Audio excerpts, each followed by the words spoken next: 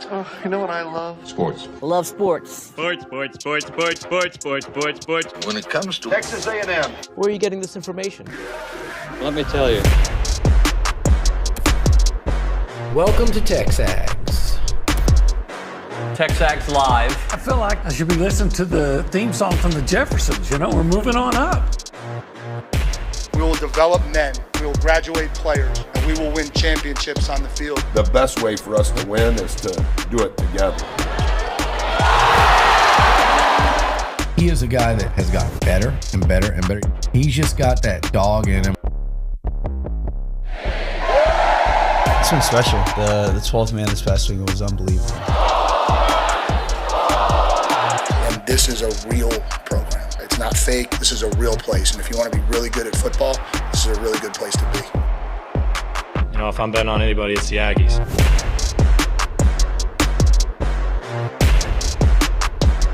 Wade Taylor, all SEC first team. Yeah, as we would expected entering the season. Yeah, it's funny. Look at that as all SEC first team. They got like 3 guards under 6 feet. Yeah, makes the team. And Janai Broom. And who's the other guy? I can't remember. Who's the other? Do you have it with you? I don't have it with me, but Kaylee will look it up for us. It's Sears, I think Ziegler. It was Ziegler a first team? Sears, Ziegler, Wade, Broom, and I'm blanking on who the other guy was. I feel like this is 2 years in a row. Walter Clayton. Walter Clayton. Florida. Good old Walter. Yeah, he's a heck of a player. So he gets it, and to be expected and well-deserved to go along with the accolades of being A&M's all-time leading scorer. A&M moves up into number 14 in the AP and 16 in the coaches. Okay. Yeah. Weren't we 13 entering the season? About that. Yeah. Yeah. So got as high as 7. Right.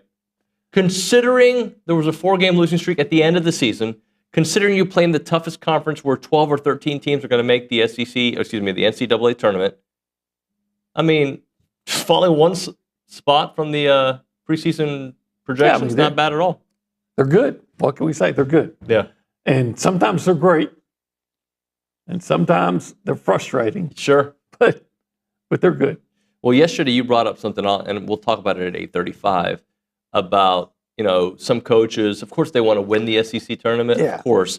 But in the back of their mind, if we leave early, it ain't that big of a deal. We're going to kind of go through a major reason why it's not necessarily conducive to stay through the entire thing. So we'll talk about that on the other side. Other thing I wanted to get into is ESPN on Friday. I wanted to get into this the other day, but we didn't have a chance to. Spring football preview, key storylines, players to watch. Okay. So they went through everybody, and SEC teams, I should say. They have a couple storylines to consider, positions of intrigue, and a player to watch. The player to watch is an easy one. Who do you think the player to watch is? Marcel Reed. Correct. Yeah. Yesterday, Billy on the show asked, or didn't ask, he said, for this team to reach the point that we want to reach, he's got to have the biggest jump. He's got to take his game to another level, even though he played very well last year.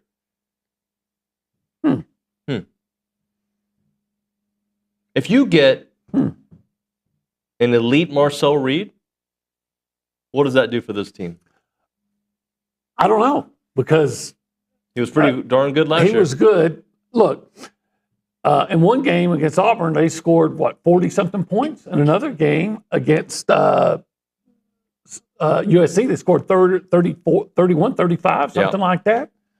But they didn't win those games. Why?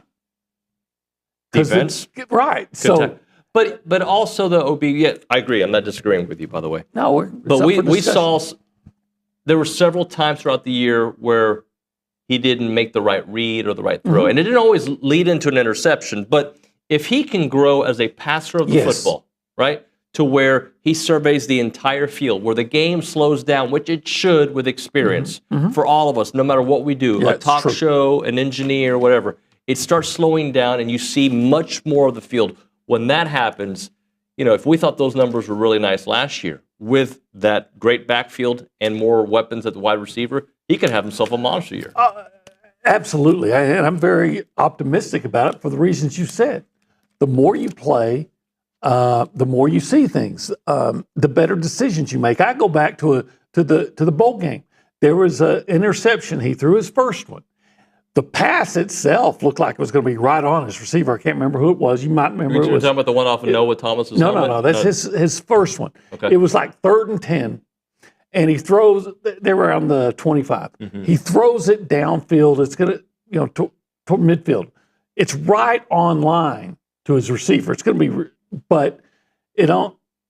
He didn't put any air under it, Sure. and so the safety had enough time to react and goes over and intercepts it. To me, the right decision on that play would have been to run because he's going to run and pick up 10 yards. He's going to run and get the first down. Now, that's said, it's easy for me to say, well, this is the decision you should have made. I've made my bad decision. I bought a Fiero. Last week. You make, well, not last week, but I once bought, you make bad decisions sometimes. Yeah. So, but you know what I did? I learned from that mistake of buying the Fiero. And you didn't buy another. And I never bought another one. I bought better cars. So the point is, you learn from your mistakes. Right. And I think he will. I think, I've told you before, I'm understanding. I expected a big year from Connor, and it turns out he was hurt, so maybe he would have. Yeah. But if he's healthy, I'm all in on Marcel Reed. He is all the things that I want in a quarterback. Right. Okay, so. But as good as he can be, and I said this, I think they're going to average between 30 and 35 points a game. Can you keep your opponent from averaging 35 points a game? Well, that's a storyline that we'll for sure be following. Position of intrigue. They have an answer, and I think there are two answers here. Okay. And one is because I'm so intrigued to see how great it's going to be or good it's going to be. And the other one is I'm really wondering how it's going to play out. So what would be your position of intrigue? Well, to me, I could see it'd be easy to say receiver because you brought the new guys in, and but to me, it's the defensive line because it was supposed to be the strength of the defense last year, and it was.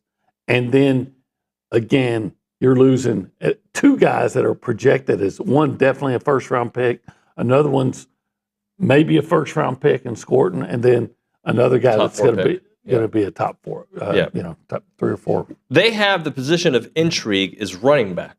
Okay. No, I think the running backs are. I think A&M's running back room is probably as good as anybody in the country. Well, and I think that's why they have it as their position. They want to see how good it can really be. Le'Veon Moss was one of the best backs in football last year. Reuben Owens has some of the most potential. Amari Daniels has been the most underappreciated running back I think we've had all a long, long time. That guy, all he does is run hard and give you tough yards.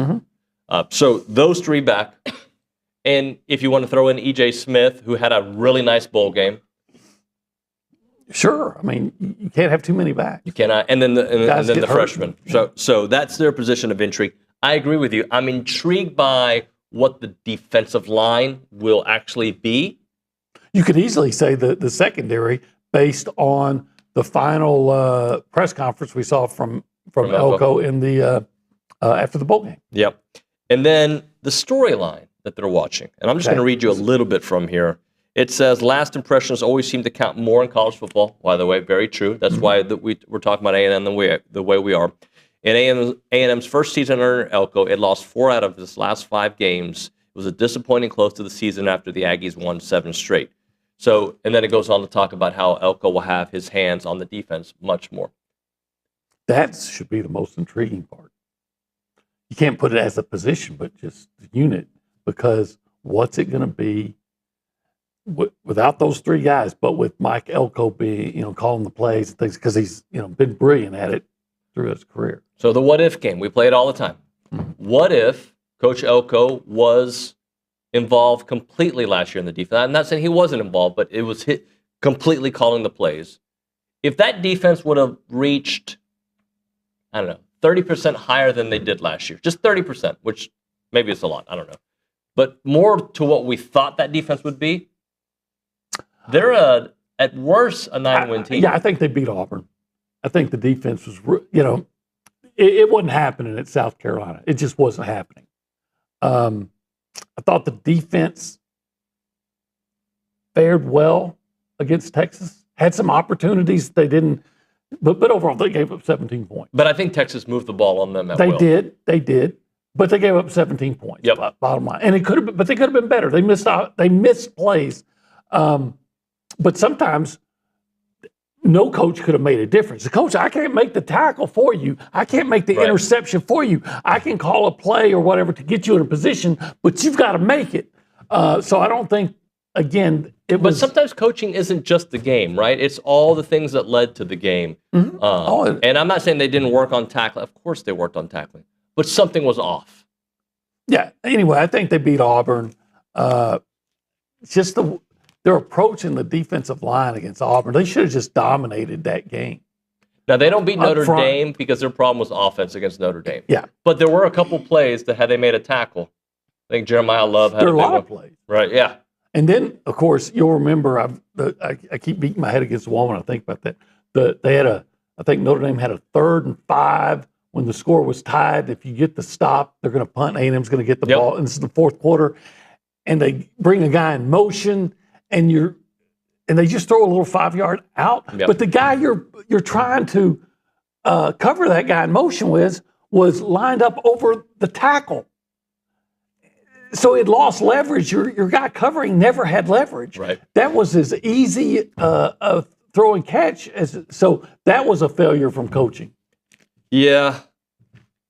Get better defense. I would have to go back and show you the play. If I showed you the play, if you don't remember it, you say, "Oh gosh, how did they ever think they were going to be able to cover that guy?" One thing I'll tell you about OB, guys, is before the show, he'll go back and look at games over and over. This morning, you were looking at the LSU game, and you were having some fun watching that video. As I was watching, I felt sorry. I almost felt I did. I felt sorry for Sage Ryan, LSU safety, because first of all, Aggies, you'll remember on Marcel Reed's first touchdown, Sage Ryan gets blocked 10 yards back into the end zone by Trey Watson. And Trey Watson decleats him and lands on top of just takes him to the ground. And that's bad enough. But then later on the touchdown, they got called back for Ja'Day Walker, big hit, and they called it targeting. It was Sage Ryan. And he took him out. Poor kid had a tough night. Hey, this is TexAgs Live. We're presented by David Gardner's Jewelers. We are in the Rollo Insurance Studio. It is the Go Hour presented by the Warehouse at CC Creations. And currently, this area. We have Cool Zone. The holistic planning Cool Zone. Yeah. You know what's cool about it? Well, you can invest in a lot of cool things. Yeah, you can. Pro sports. But not just investment. Yeah, they'll do investments. But taxes, they're going to help you with taxes coming up fast. In your estate planning. Yep. And part of your estate planning can be investing in what? Pro sports team. And how can you do that? By going to investinprosports.com. And the great people at Holistic Planning will take care of you. Yeah. So let's all invest in a pro sports team. All right, you want to be a part of the conversation? Not just emotionally, but financially. Financially. Call us up on the Buppy's Catering Hotline. What do you think is the most intriguing position for Texas A&M this upcoming season? 979-693-1150. We'll pick it up on the Buppy's Catering Hotline. You can also text that number as well. We go around the room. We say hi to people. Behind the glass is Nick Savage. Nick, good morning. Good morning, y'all. How are you?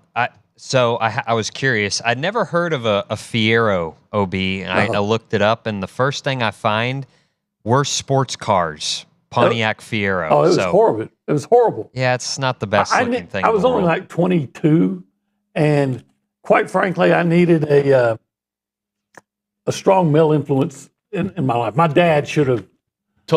We were estranged at that time. Yeah. My dad, I needed him to say, No, sir. Son, don't be a dumbass. Yeah. That's what I needed. And I didn't have it. Luckily, but I learned from my mistake. Luckily, Quinn's got a strong presence, and he'll never buy a Fiero. He never will. Of course, they don't make them anymore. Right. But Quinn's had 2 cars in his life: a used BMW and now an Audi. He's had it good. He's doing all right. Nick, give us a sports thought or two. Well, as y'all know, NFL free agency kicked off yesterday, and a couple of Aggies inked some pretty good deals. Yeah. Dan Moore signed with the Tennessee Titans.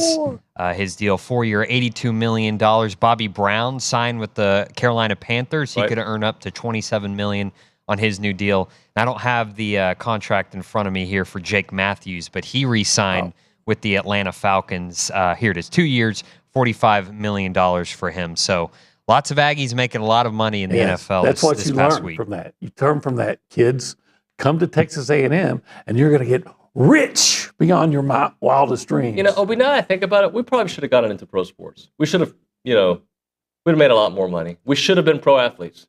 Yeah, except for all that, genetics and stuff. Yeah, that would have been a difficult thing to overcome. All right, let's go to the Angry Elephant News and Social Center. Kaylee Dreyer's there for the second straight day. Are we doing 3 for 3? Is that right? We're doing 3 days this week? No, just 2. 2 days. All right. Well, this is a new record for you, right? Yes. Hey, Kelly. The number 16 Texas A&M Pause. What are you drinking? Coffee. Oh, okay. It looks like a very... chocolate milk. It has cinnamon in it. Okay. Sorry for the pause. The number 16 Texas A&M women's golf team was led by Kennedy Adams, who shot a 3 under 67 on the par 70 at the Wigwam Resort Golf Course yesterday. She pushed the Aggies into second place as a team after 1 round, and today they begin their second round. Gig 'em. We had Coach Chadwell in studio last week, I believe it was. We'll get them back next week when they're finished. And then also the number 15 Texas A&M men's tennis team hosts Rice tonight with a 6 p.m. first serve here at Texas A&M. The Aggies are continuing its homestead after 2 conference victories against Auburn and Florida, and they are now 7-3 in SEC play so far. We got to get Coach Denton in the studios here soon. All right, Obi, let's hit a break. When we come back, we'll do the performance of the week. It's a couple easy ones, low-hanging fruit, but we're going to do it. It doesn't matter if it's low. We're going to give props to those who deserve props. Yeah, let's do it. Yeah, we'll do that. And then maybe, as a prize, you could offer to take them to 1775. That would be the ultimate prize. I love it. 1775, some outstanding Texas barbecue, which if you have the best barbecue in Texas, that means you have the best barbecue in the world, because there's still better barbecue than you can find in Texas. And what you can find at 1775 is amazing. The succulent brisket, the pork ribs, the sausage with the jalapeno cheese, the turkey, it goes on, and then, of course, the queso mac and cheese. And true story, we went on a fact-finding mission. We wanted to find the best. We started going everywhere, and we're very blessed to have good barbecue in town, but we found our best. We did. There are certain places where I'll go because I like this particular item they have here, or this particular item here. You know what? My favorite item at 1775 is the sampler, because you get it all. You get it all. 1775 TXBBQ.com is the website. You can call them up, 979-492-6241. They're open Thursday through Saturday, 11 a.m. until they're sold out. Turn off online orderings at 10 a.m. It is 1775 TXBBQ.com.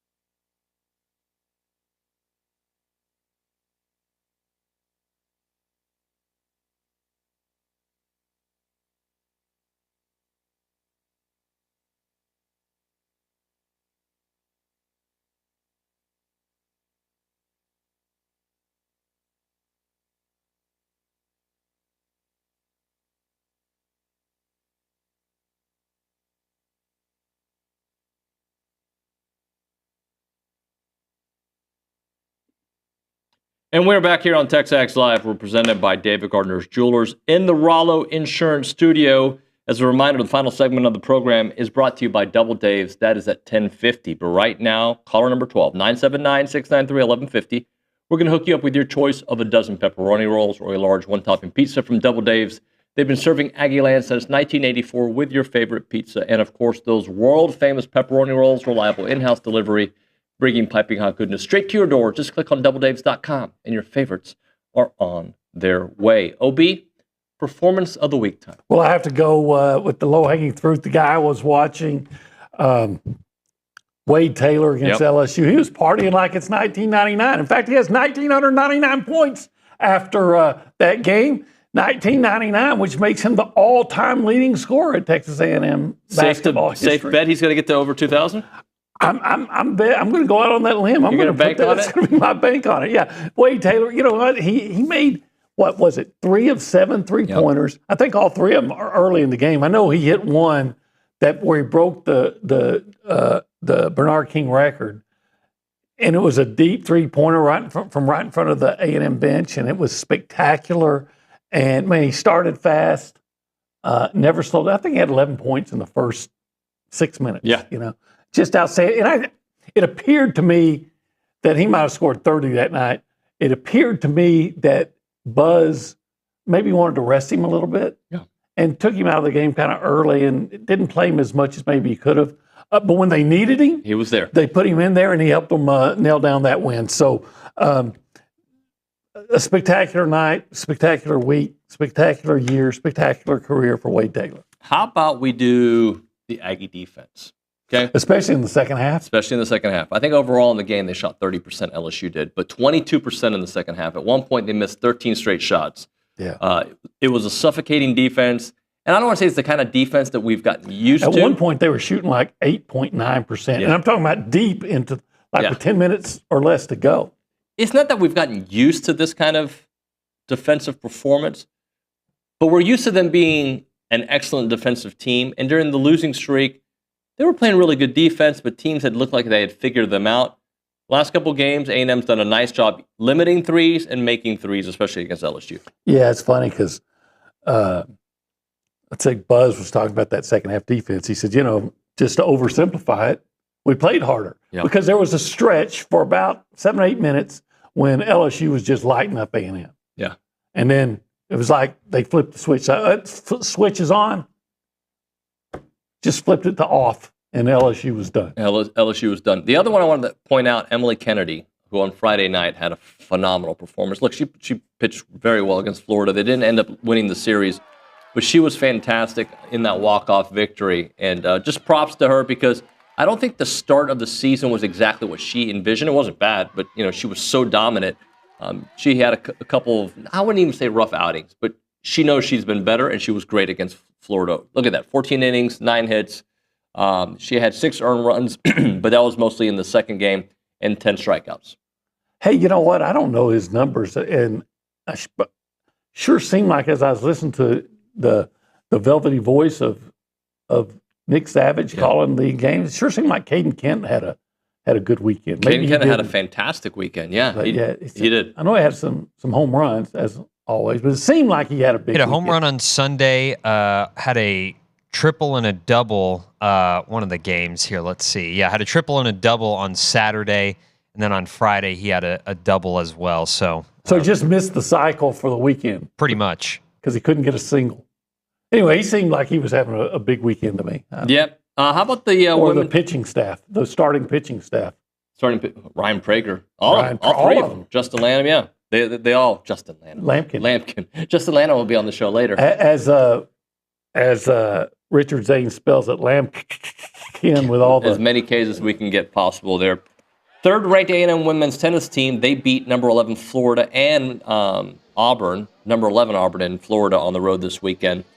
All they do is win. They're number 3 in the country. What's the young lady? Stoyana. Mary Stoyana. Stoyana. Yeah, Mary Stoyana. She's good. She's fantastic. Fantabulous. And as Kaylee brought up earlier, the men's tennis team also played Florida and Auburn. Those two at home, they won both of those. So props to both men's and women's tennis. Yeah, they're really good. Yeah, they are. Huh. I was never a very good tennis player.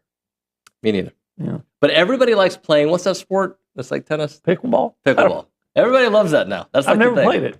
Never played it. I've eaten pickles, I know. but I've never played pickleball. I've told you my hot sports take on pickles, right? Yeah, you don't like them. Not only do I not like them, they ruin whatever food they associate with.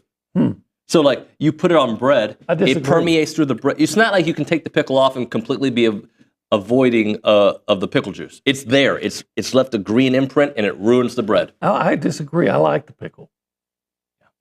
What do you think? I like pickles. Yeah. I wish we lived in a pickle-free world. No, if they could eliminate the pickle completely, I'd be fine with it. I'm pro gherkin. Pardon? I'm pro gherkin. You're a gherkin? I'm pro gherkin. Pro gherkin. It's not that big a deal to me. Pickle. You haven't learned yet, have you?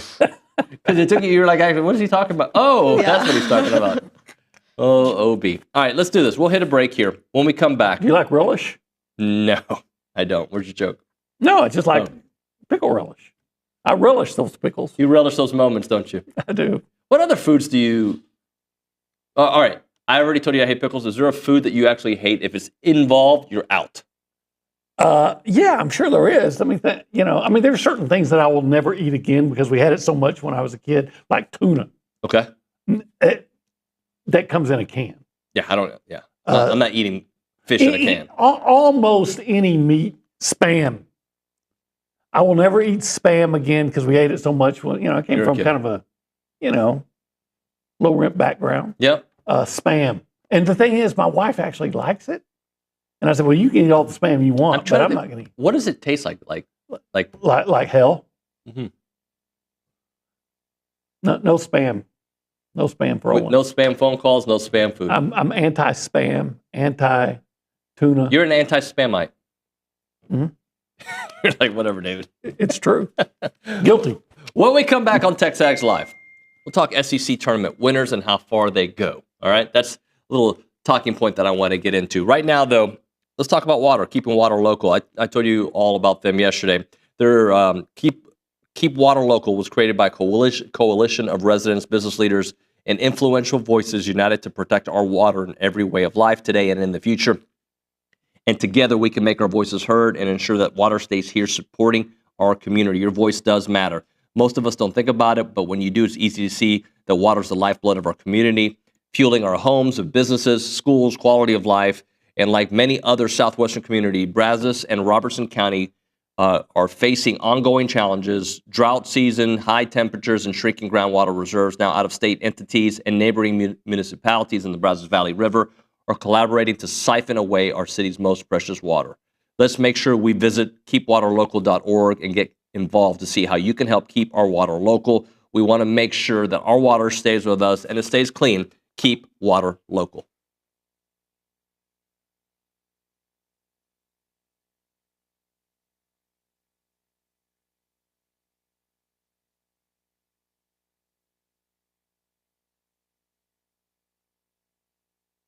What's up, TexAgs? This commercial break is brought to you by my good friends over at Aggieland Chevrolet, the official automotive sponsor of TexAgs.com and me, Billy Lucci.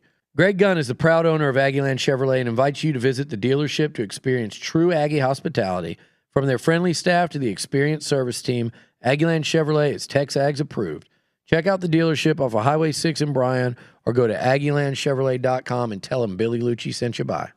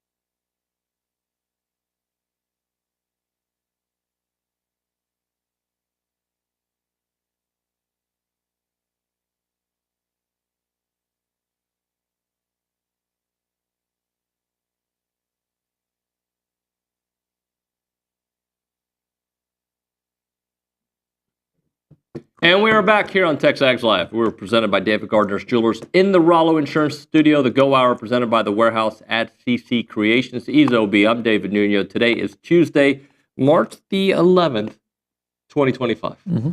Yep, March 11th. We are a third of the way through March. A third of the way through. Too fast. Anyway, all right. So the SEC tournament, you leave tomorrow? We're leaving tomorrow. Tomorrow after the show? Our flight is scheduled to depart from Austin about 1:30. 1:30, okay. And then Thursday game versus either Texas or Vandy. Right? As much as I would love to see A&M win the SEC tournament, I also understand that it is a toll on the bodies. I don't want to say I don't care. I want hardware, right? Like, so I'd like to see them make a run and then win a couple games and try to get to the Sweet 16 Elite Eight. But that being said, we've looked at the last 5-6 winners of the SEC tournament. Okay. And we're going to kind of just give a rundown of what happened after they won. Okay. All right. You'll remember last year Auburn won the SEC tournament. Yeah, I do remember that. They lost in the first round of the NCAA tournament. To Yale? Yeah. Not good. I wonder what day that was. If they played on a Thursday or a Friday. I don't know. That's a good question. If it was on Thursday, see, that would be another thing that would kind of, and it may not have been. Right. But if it was, once again, you find out Sunday who you're playing, you got to make. And you just played on Sunday. Yeah. Well, no, it's a SEC Championship Saturday. You played on Sunday. Sunday, okay. And then you find out later that night who you're playing, and then you got to figure out how to get home, get packed, get out, and play it, Right. So 24, Auburn, first round. In 2023, Alabama won the SEC. Now they made it to did they make it to the Final Four? They got to the Sweet 16. Sweet 16, okay. Last year, Alabama got to the Final Four. Okay, my bad. The year prior, Tennessee won it. And they beat A&M, by the way. Yeah, I was there. They lost in the round of 32. Yeah, lost early. Okay. The year before that, 2021. 2021. Alabama won it. Yeah. They got to the Sweet 16. Okay. 2020 was canceled for COVID. We'll go 2019. Auburn. They got to the Final Four. Okay. 2018, Kentucky. Sweet 16. And I'll do one. Yeah, they were mad because they were seeded. They were a third seed. They were seeded actually kind of lower than A&M was. And then I'll do one more. 2017, Kentucky as well. Got to the Elite Eight. So winning it, the way I look at it is if you are a 1 seed-ish team, okay, maybe even a 2 seed. I know A&M is flirting with a 2 seed. I recognize you have nothing else to prove. Rest is probably a great thing for you. Don't want to risk injury. If you're a team like A&M, I think the way they play basketball, yes, it can wear themselves down, but it's more about wearing the other team down. And I just want to see them get as much hardware as possible. If that means winning an SEC tournament and getting to the Sweet 16, let's go do it. Right. And I think everybody feels that way on every team. They're like, we've said it before, they're not going to throw a game. Right. It's just that if you lose, it's not that big of a deal. Yeah, you're not going to lose sleep over it unless you're a team that needs to win the tournament to get it, to get in. Right. Last year at this time, Buzz Williams thought he told us that he kind of thought that A&M had to win the SEC tournament to make sure they were in the NCAA. Well, it turns out that wasn't the case, but he had to approach it that way. So if you had lost, you're more worried about it. Right. But if you know you're in, again, don't misunderstand what I'm trying to say. You're not going to lose on purpose. It's just that if you lose, you go, oh, okay, well, let's go home and get some rest and get settled and all those things that you don't have if you play on Sunday. See, the way I look at it is, and I agree, by the way, not disagreeing. The way I look at it is I can make the most out of either situation there. Let's go win a freaking tournament. You lose? Okay, guys, let's regroup. We saw the mistakes that we made in this high caliber contest. Let's get this cleaned up because we got 4 or 5 days before we go to the NCAA tournament. let's get it fixed. Okay, so who won the tournament, SEC tournament last year? Auburn. Who lost in the first round? Auburn. Now, do you think that there was more celebration in Auburn for winning the SEC tournament, or was there more lamentation in Auburn for losing the first round. I think more for losing in the first round. Right. All right, let's reverse that scenario to A&M. Okay. A&M loses in the first round of the NCAA tournament, but they win the SEC tournament. There's going to be more lamentation because you're going to say, you just won the postseason tournament in the strongest conference in America, and now and maybe in history, and now you're going to go out and lose to, some nobody like Virginia did when they lost to Baltimore County. I'm going to extend it. You win your first game, but you lose in the round of 32. So even if you're a third seed, I've said it all. I'm not going to change this, and I think you're just asking me this for conversation's sake. A&M this year is going to be judged on what they do in the tournament. What they do in March Madness. And what, in your eyes, would equate a successful season? Is it 2 wins? Is it getting to the second weekend? I think a successful season is getting to the second weekend, right? Okay. I think a remarkable season Elite Eight is getting to the Elite Eight or better because you've never been to the Elite Eight. So, Buzz, take them somewhere. Take these Aggies someplace they've never been. Okay. They've never won the SEC tournament, though. If they win the SEC tournament and you lose in the round of 32. You know what? First of all, I think winning or a regular season championship or even sharing a regular season championship is, to me, is a bigger deal than winning the tournament because it's based on what you did over 2 months of competition as opposed to 1 weekend. Right? And it's funny to me how so many Aggies just either don't know that A&M shared the championship in 2018, I think it was, or was it 2016? I can see it. I think it's 2018. Or, dismiss it. Right. Like, see, what the explosion of March Madness has done is it's rendered the conference championships as consolation prizes. Yeah, it's nice to get it. It's like, being on Let's Make a Deal. You didn't win the car, but you got the nice furniture or the radar range. So does it matter where your program is in this conversation? Yeah, sometimes. Okay. So A&M. Yeah, sometimes, hey, just getting in is good enough. Well, yeah, not only that, but a program like A&M that hasn't won the SEC tournament, right? Mm-hmm. Has not won it. Does that kind of change it? Like a team like Auburn's won it. They know what it feels like. So it doesn't matter if they win it. They won it last year. They didn't go far. Oh, I think Aggies are going to be celebrating it if they win it. They're going to be happy. Hey, we won this. He's great. Let's put up a banner. Okay, yeah. But if they don't make it to the second weekend, it's still going to be like, well, it's like going, you got a date with the hot girl. She just kissed you on the cheek at the end of the day. Maybe, or she shook your hand. You got to, A&M has, and rightly so, has great expectations and aspirations. They're ranked 14th in the country. They've been ranked as high as number 7. They've beaten the number 1 team in the country. It's I truly believe that everything, good or bad, it's going to be judged on what you do in the NCAA tournament. We'll hit a break. When we come back, I want to talk about the SEC adding teams. And I'm going to just get your opinion. Okay. Feinbaum has an opinion. I want to get your opinion on what 2 would make the most sense. Because, every offseason, there is realignment talk. Mm-hmm. And it's inevitable. And when we get closer to July, something will happen, right? Something new will happen. I don't know about this year. I haven't heard as much, but we'll talk about that. All right, we're talking Rollo Insurance. The difference is real. They're an independent insurance company built around educating you on exactly what you're paying for, doing the shopping for you so that you can accomplish all of your insurance goals.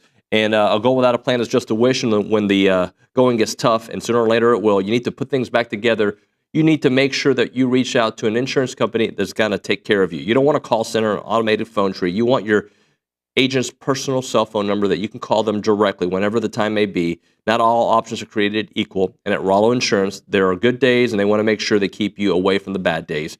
Go to rolloinsurance.com/TexAgs. Again, that is rolloinsurance.com/TexAgs to learn more about what Rollo Insurance can do for you, or call them up, 888-44-ROLLO. That is 888-44-ROLLO, rolloinsurance.com/TexAgs.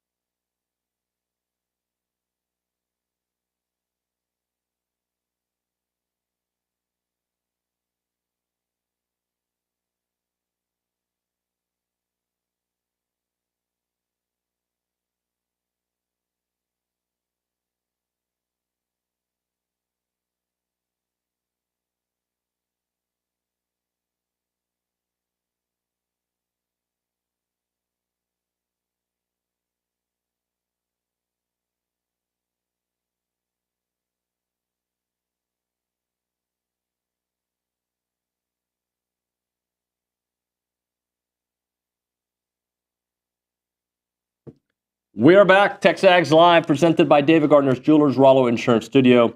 So Paul Feinbaum prefers adding UNC, North Carolina, and Virginia over Clemson, Florida State. Yeah. I can understand that. What are you on that? Where are you, I should say? You know, it's funny because, yeah, for the TVs and getting in different markets, I'd even take Virginia Tech over Virginia. But Virginia's a bigger, all this, but Virginia Tech's a better football school, but, you know, all those things. I understand it from getting into other markets. But here's and I kind of agree with him on that. Yep. But if you wanted to cripple the ACC, you take their two. Take Florida State and Clemson. Yeah. Because then what do you got?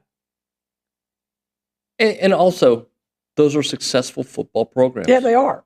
But you're already successful in Florida, and you're already successful in South Carolina. And do you really need two teams from South Carolina, one of the least populated states, right? Right. Do you really need two teams? No.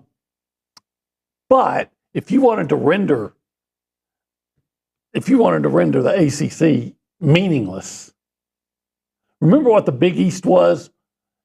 They were a good conference. They had Miami, that was really good, Virginia Tech, and then Miami left, and Virginia Tech left, and all of a sudden, Big East didn't matter. But why not add all four? And the reason I bring that up is, I know it's not being discussed to bring all four, but not necessarily crippling the Big Ten, but not allowing the Big Ten to get even stronger.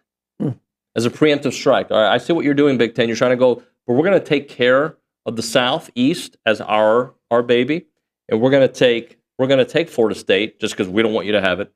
We're going to take Clemson because we don't want you to have it. And oh, by the way, we want to move into North Carolina and we want to move into Virginia. I think all those things will happen. I do. You can see all four joining the SEC? Yeah. Yeah. And then maybe even taking Virginia Tech too and working a deal with the Big Ten and say, all right, take Missouri.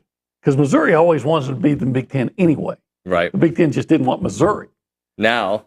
But you know, maybe and quite frankly, when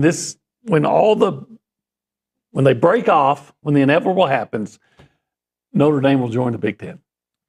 And that will happen by 2030? I wouldn't be surprised. By 2040 for sure, I believe. So we won't be talking about it. But by 2030, maybe 2030 is just 5 years down the road. No, 2030 we'll be talking about it, but hopefully I'll still be around in 15 years.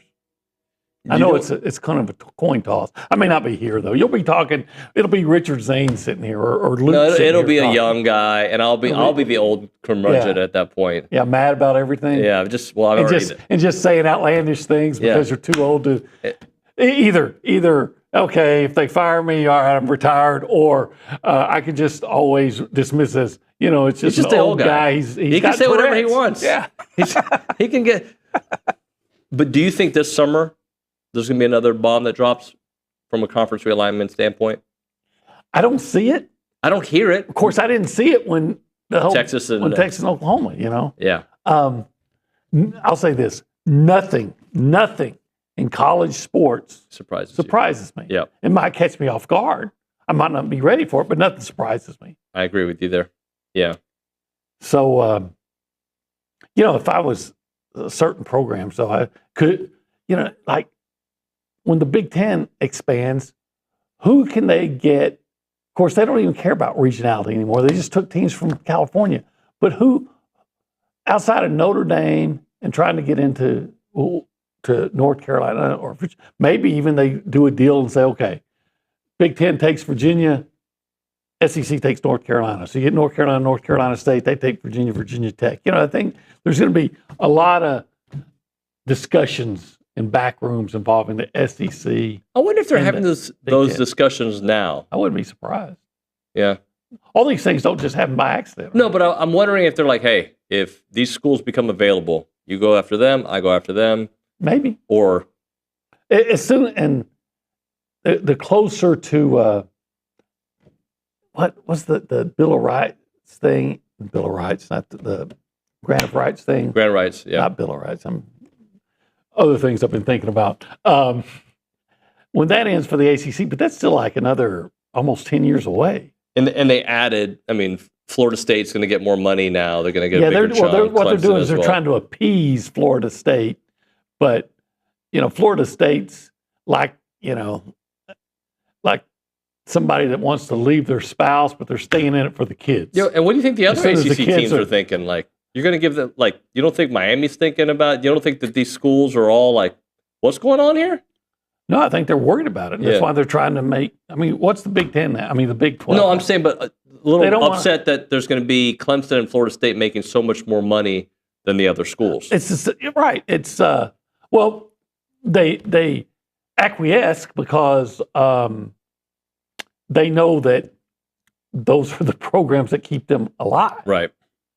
They keep them afloat, because if you lose those, then what does ESPN or any other TV deal, what's it going to be if you don't have Clemson and Florida State? Right. What's the Big 10, or I'm sorry, the Big 12 deal, TV deal, when you're trying to sell? Well, we got Oklahoma State, we got Texas Tech, we got Iowa State. But you don't have Texas and Oklahoma. So what's the payout going to be? But I'll give the Big 12 this. Somehow they have survived everything. And I thought their demise was way back when A&M left, and then obviously, 10 years later with Texas and Oklahoma leaving. Well, I never said that they were going to disappear. Everybody's still going to play. But I thought they were going to disintegrate. I really did. I thought the Big 12. Yeah, but you know how they stayed away? By making the Pac-12 disintegrate. That's exactly right. There's no Pac-12 anymore. Pac-2? I guess when they merge with the Mountain West, are they going to call it the Mountain Pac? I don't know. Yeah. I don't know what they call it. Maybe it's what you packing. What? Bottom line, I do think, before we hit a break here, I do think there will be a bomb that drops this summer. Okay. I don't know if it'll be as seismic of a shift as we've seen the last couple of years with what happened with the Pac-12 moving the Big Ten, the big schools, or with Texas and OU, but there will be another one, and it'll probably be from the ACC. Okay, because they do have the deal where if you pay a certain amount, you can get out. Right. Because I just think each year we're getting closer and closer to that inevitable super conference, and it's coming. It's coming. And then we'll have a Southwest Conference, Southwest Division inside of the SEC. It's coming like you can see a hurricane coming. Right now it's just the first drops. Right. It's coming. Thank you, buddy. Yes, sir. When we come back on TexAgs Live, we're going to have Josh Pate on the program. Looking forward to talking to Josh. Got some stuff that he interviewed Mike Elko last week. We'll talk to Andrew Monaco, the voice of the Aggies, after that. Then a lot of basketball in the 10 o'clock hour. That and more. You're listening to TexAgs Live, presented by David Gardner's Jewelers.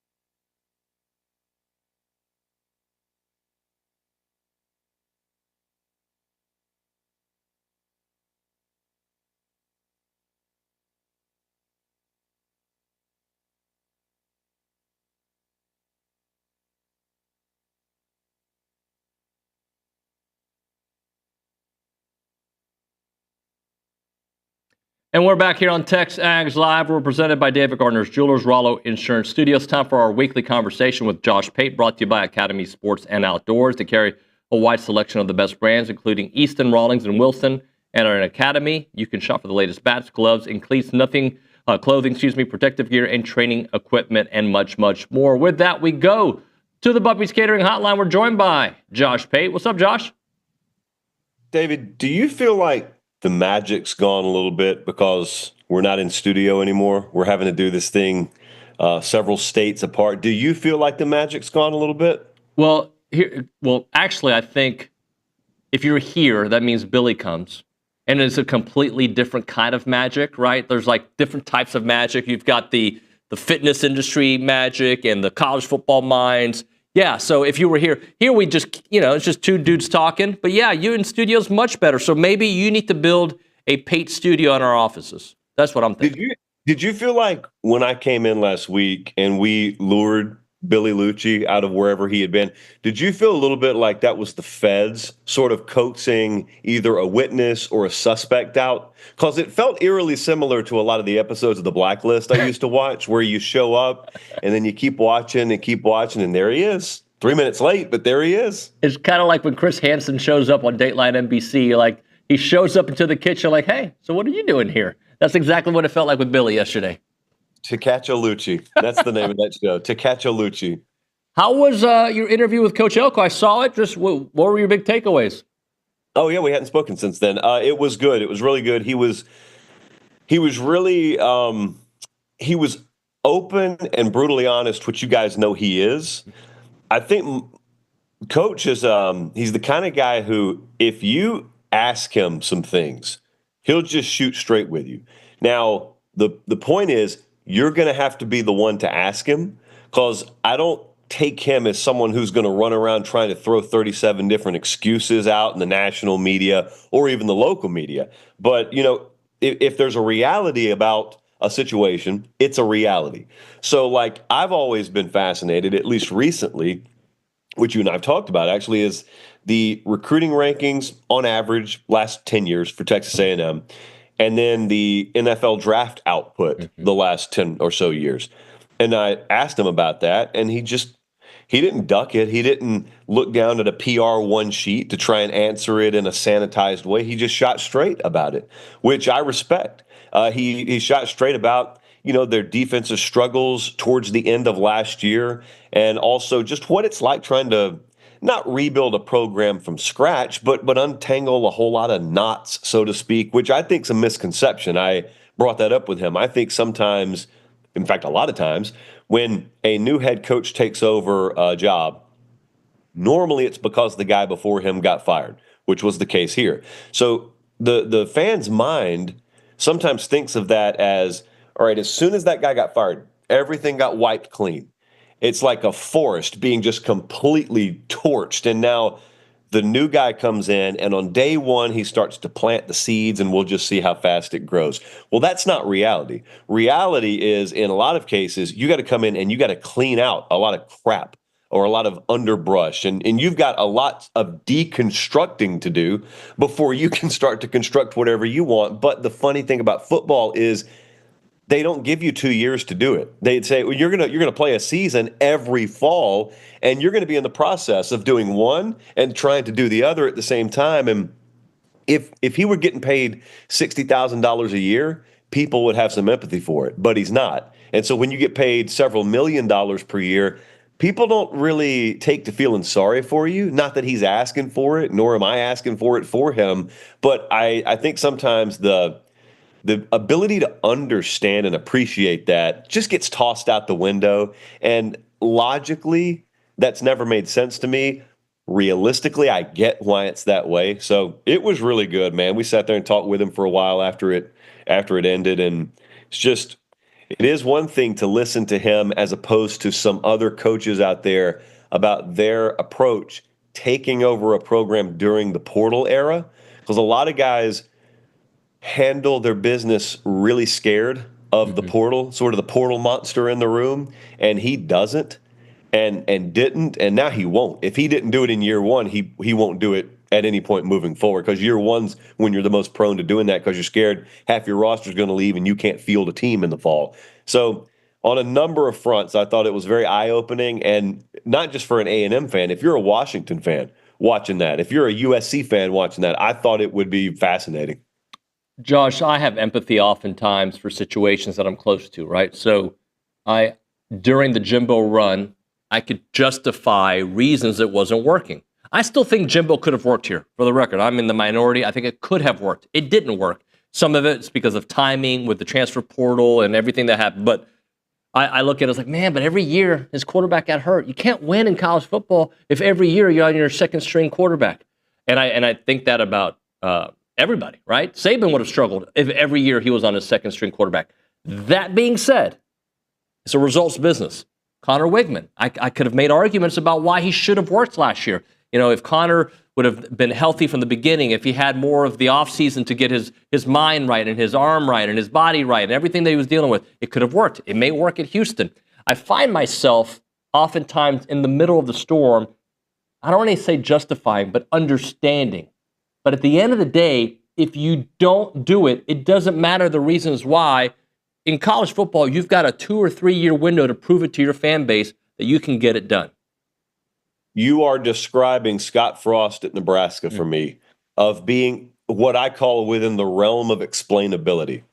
That guy was losing one possession games every week. Yeah.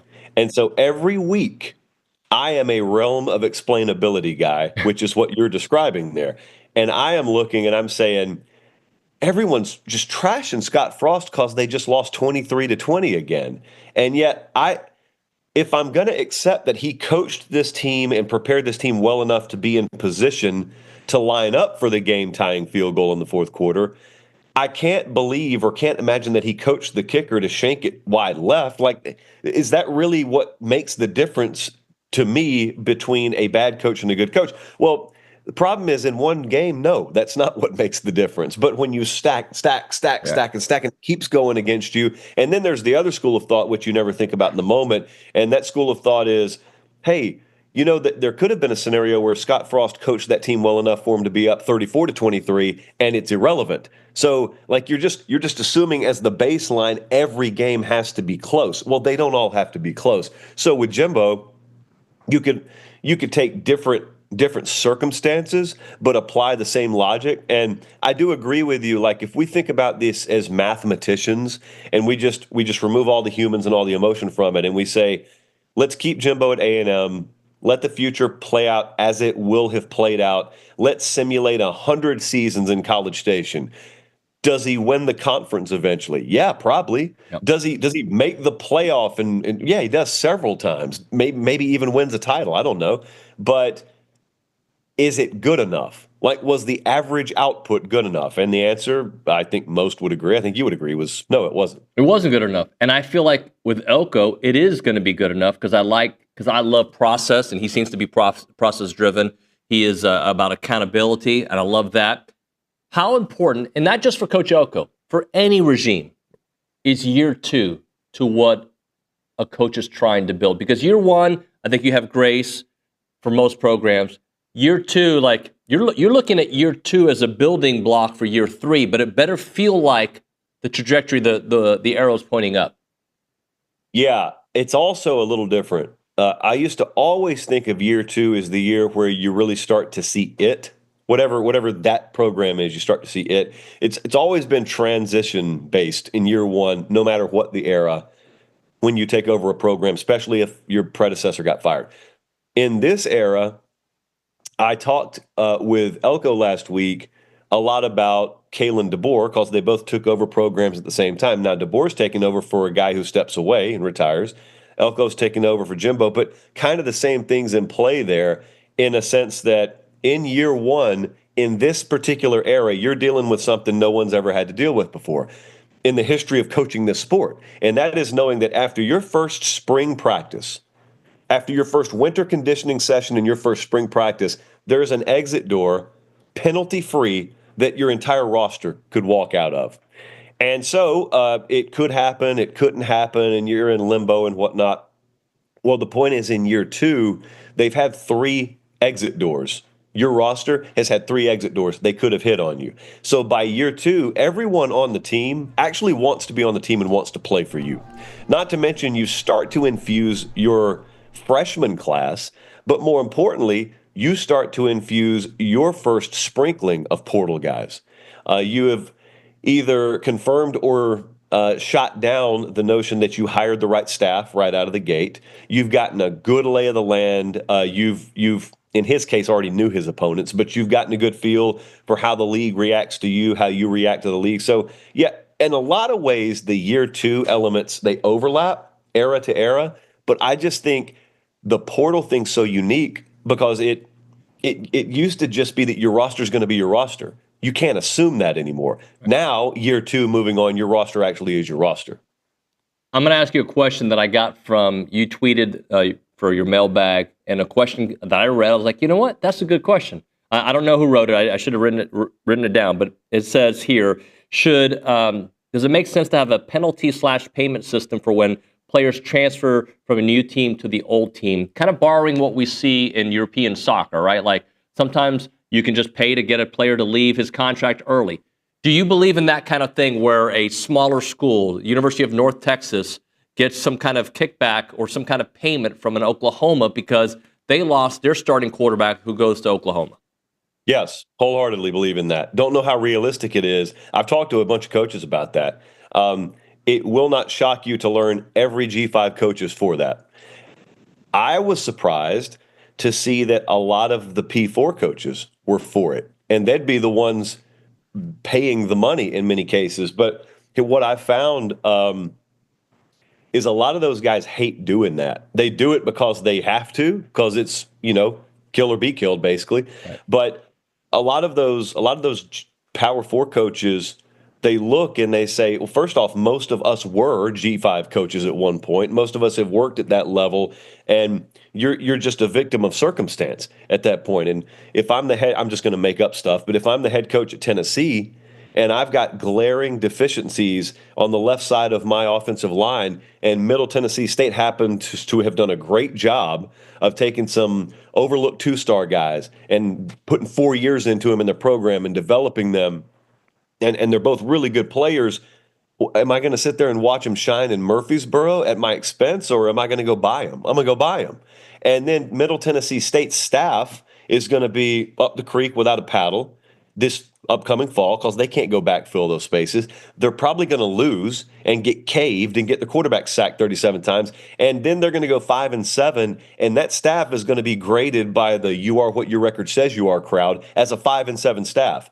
They're actually victims of having been too good at their job.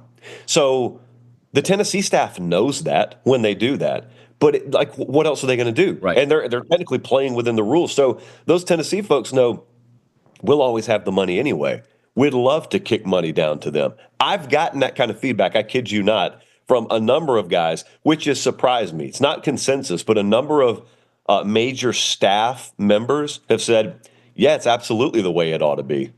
Well, I think it's interesting because you have, like in soccer, and I watch a lot of soccer, and I know the stations are being turned right now when I bring it up, but these smaller teams, that's how they kind of fund their future, right? That's how they stay afloat, is by developing great players, selling them off at a high point, and then paying for the next. And they're kind of like a development league. But I think that in that scenario, Josh, it can still work for, a big brand to pay another big brand, right? Like Miami loses a quarterback to USC, they still got to pay, right? So it's not just the smaller, but the smaller one definitely makes the most money from it. Yeah, I think if we ever got to a point where we broached this, and it's happening in a revenue-sharing era where you're incentivized as a player to stay on a roster. If I know I'm playing at Texas A&M and I get a certain amount as a freshman, but if I'm still there as a junior, I get an elevated amount because I stayed here 3 years. If you combine those two concepts, think about what that does for roster continuity. Mm-hmm. If you know you got to pay money to go get a guy from somewhere else, plus the guys already on your roster or on their roster know I'm going to make more money the longer I stay here. You did not outlaw transfers. You never made it illegal. Guys are free to do whatever they want to, but at least there's incentive on both ends of the pendulum for guys to stay put, which reverts us back sort of to the way it should be, which is with a few exceptions, your roster is going to be your roster. Talk to us about the most hated team or program in college football and how we got there. Well, you know, I was accused, you will not believe this, but I was accused of allowing my visit there to influence my selection of Texas as the most hated team in college football. But unbeknownst to the audience, I did make it my list, but all I did was compile audience feedback nationally. So the audience feedback, David, was fairly overwhelming. It was Texas #1, and then it was Alabama #2. I think we had Miami 3, and then a combination of Ohio State and Michigan 4 and 5. Very surprised, kind of surprised that Notre Dame was not one of the top 5, but I see the reasons. Georgia is just fascinating because Georgia's been the top program to me for a while, and yet we ran a poll. We got like 10, 15,000 votes on it. Is that a top 5 most hated team? 51-49, yes, no. Is it split down the middle? The entire country can't decide whether they hate Georgia to the max or not. With Texas, so they were #1, and I got accused, of course, of allowing you guys to rub off on me. And then the other bit of feedback was, how can a team that hasn't won a national championship in a couple of decades be hated? And I'm not sure if you follow college football, you ask that question. So most of the people who don't follow it or only casually follow it, those are the only ones who would ask that. Because if you haven't won a title, but you act like you've won a title, that's it. That's it. And that's not the only fan base that's ever acted like that. Now, to their credit, as I said in the clip when we did it on the show, I got no problem with it. Like, be your authentic self. So if that's who you are, be your authentic self. I feel the same way about A&M. When I was in a classroom there the week of the Missouri game on Friday, we spoke to a classroom. One of the young ladies there in the class, when we did Q&A, she raises her hand. We call on her. She says, "Why does everyone else hate us so much?" And so in fairness, I gave a little cookie cutter answer. She did not relinquish the mic, David. She goes, "Yeah, but for real, why do they hate us?" All BS aside, why do they hate us? I said, well, because A&M's got different tradition than everyone else. There's a different vibe around Texas A&M than everywhere else.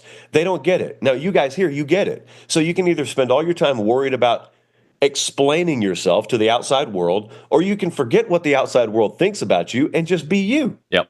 So that's college football. That's tradition. Well, at Texas, they just got a different version of it than you. So they're acting the way they act. You act the way you act. Everyone acts the way they act, and we decide who to hate and who to love. And on Saturdays, there's nothing wrong with it. Now, Monday through Friday, a little bit different when you act it out on the street. Right. But on Saturday, it's wonderful. So I'm going to add a little bit to that. I'm going to tell you both about A&M and Texas, why some of that happens, my opinion.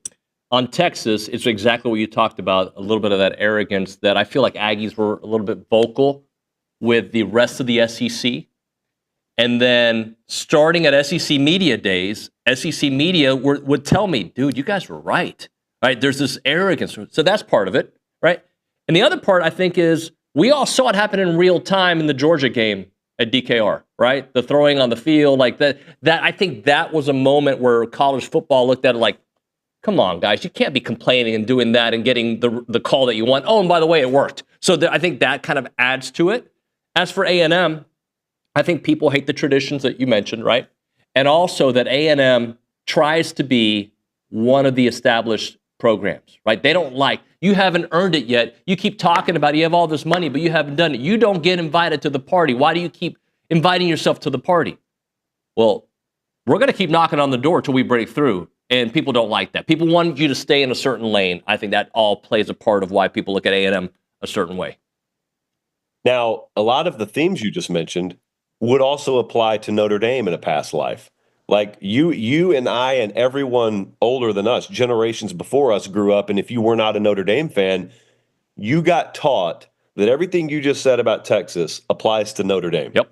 And then you've got the added benefit of being able to point out that a lot of their alumni are sidewalk alumni. They've never even been to South Bend. They can't point it out on a map. They're also Yankees fans and Lakers fans, et cetera. So I was really fascinated to find that the 18 to 34-year-old crowd while they may not be in love with Notre Dame, they don't have that same disdain in their chest for them. I think that just comes from not being scared that they'll ever win a title in their lifetime. Only this past year have you ever really felt like they were going to challenge for it, which is wild because they played for a title in 2012. They made the playoff 2 other times. They've been a consistently solid program, but it's never been that shark fin that scares you. It's like if I tell you you're in the water with a great white, you're terrified. If I tell you you're in the water with a nurse shark, you still don't want to be there, but you're not knocking kids out of the way to get out of the ocean, I guess. Josh, let me close out with a question about Lane Kiffin. I have this love-hate thing with Lane. I think he's great for college football. I don't like the way he talks about A&M. I don't like some of his antics, but I think he's very entertaining. Right? There's an entertain. I'm glad he's in college football. I'm glad he's in the SEC. And I read somewhere like what kind of year is this going to be for Lane and what it means to him. That dude has done nothing but win a lot of games. I think they have underwhelmed. Well, they underwhelmed this past season for what we expected from Ole Miss. So I guess I'm going to ask is, what does Lane and Ole Miss have to do this year? Is there anything they have to do to kind of change the perception? Do they have to make the playoffs? Do they have to win? I mean, winning 10 games seems like something he's been doing there at Ole Miss since he got there. What has to happen for Lane and Ole Miss this year? Well, first off, I don't know that the national perception's where it needs to be. First thing people think of with Kiffin's anything other than his win-loss record, first off. Then when you get to the win-loss record, I'm not sure people properly appreciate how solid he has been, which is the reality you just pointed out. Okay, so because of that, they need to make the playoff this year. Again, the schedule makers did them a favor. They've got a ton of production to replace, but they've been doing it. I know you shouldn't just take that for granted, but they've been doing it. They're extremely excited about Austin Simmons, quarterback there. I mean, they're not trying to hype him up to where it could go bust, but internally, I'm telling you, they think he's the real deal. I rarely see a guy not pan out at that position under Kiffin. I also think just that Kentucky loss at home last year still reverberates. It's what everyone thinks about when they talk about Ole Miss. It's what they think about there. I think, if anything, if you believe on drawing positives from negatives, that needs to be as much fuel as any doubter out there or any preseason ranking. The fact that Kentucky came in there and, as it turns out, ripped a playoff spot out of your arms because of the losses that were to come later down the road, that ought to have them, I mean, with tension in their shoulders all year. That ought to have them ready to leave no doubt all year. Now, does that program have that attitude? That's what you got to find out. That's why we play the games. Josh, great stuff, man. Thanks very much. We'll talk to you next week. Appreciate it, Dave. See you, man. Josh Pate here on TexAgs Live. Thanks to our friends at Academy Sports and Outdoors. All right, when we come back on TexAgs, quick segment. We'll go through some of your text messages. We'll just chit-chat a little bit before the voice of the Aggies joins us here in studio. Andrew Monaco. We'll talk football. We'll talk baseball. We'll talk basketball. We'll talk it all with Andrew Monaco here in a few minutes. Right now, Heritage Films. I've been talking about them since I started at TexAgs, right? Chance McClain has been a dear friend of mine. He was a mentor. He's awesome.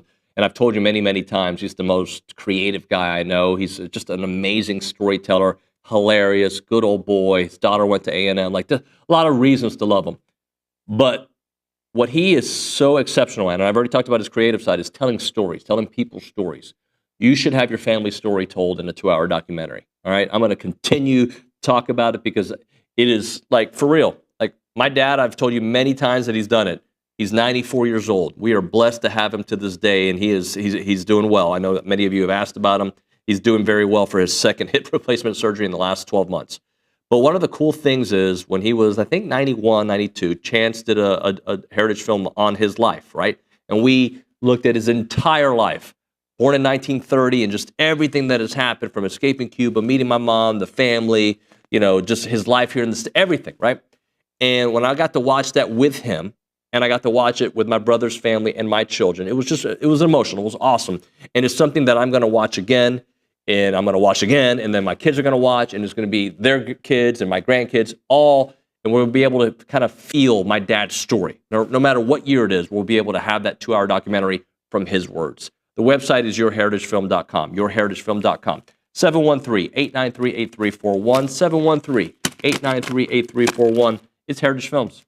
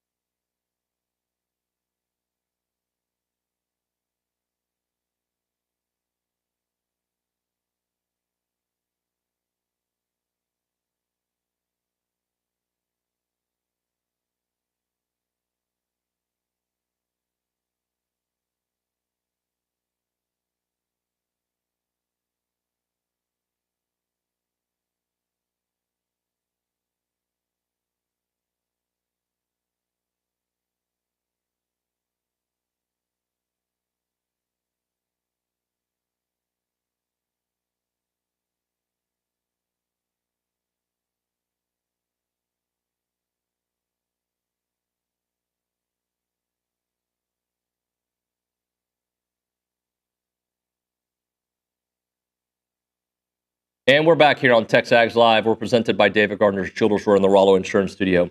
Andrew Monaco's already in the lobby, so we'll chit-chat with him here in a few minutes.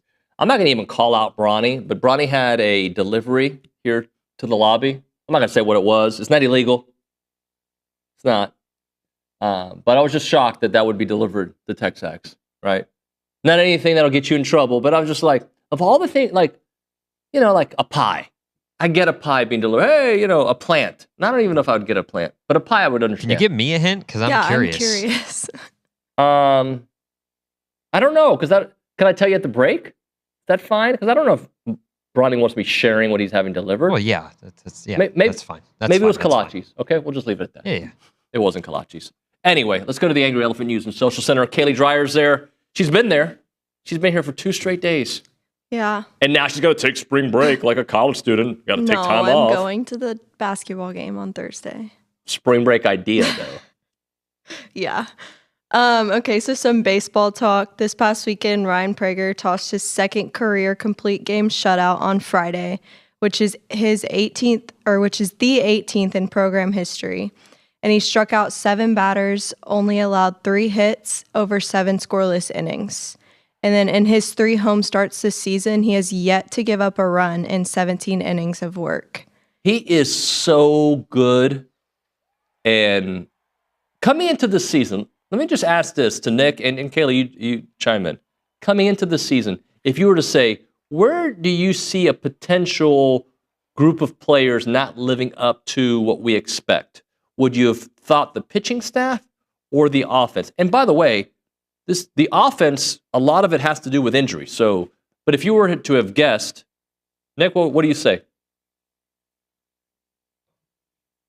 Sorry, Cade was talking to me. Oh, did you not hear my question? Repeat it one more time. No, I don't want to. Briefly heard it. All right, coming into the season. Yes. Would you have predicted the offense to struggle or the pitching staff to struggle? I think both were coming in with such hype. I think I would have maybe paused a little bit on the starting rotation because I didn't know enough about Miles Patton and I hadn't seen it consistent from Justin Lanham coming into the season. Coming into the season, I'd say, I would have said bullpen just because you're losing Austin Beck, and Chris Cortez. But I'm saying from those 2 positions. Those 2 only, okay. Your offense and your rotation. I would say offense because there was more, we heard Bronny talk about it yesterday, like there were more transfer, like there's more people, more starters that, that lineup lost than I think we realize. So, what was Caden Kent going to look like with regular at-bats, everyday at-bats? What will Wyatt Hensler do in the SEC? Yep. Terrence Keel II, Sawyer Farr, how many at-bats are they going to get as true freshmen? And turns out they were getting a lot early on in the season. So I would have said offense, but maybe a little bit of hindsight there playing into that answer. Hindsight's 20/20, Nick. Dreyer? Indeed. I would have said the offense too, just because of how good we saw that Prager was last year. Yeah.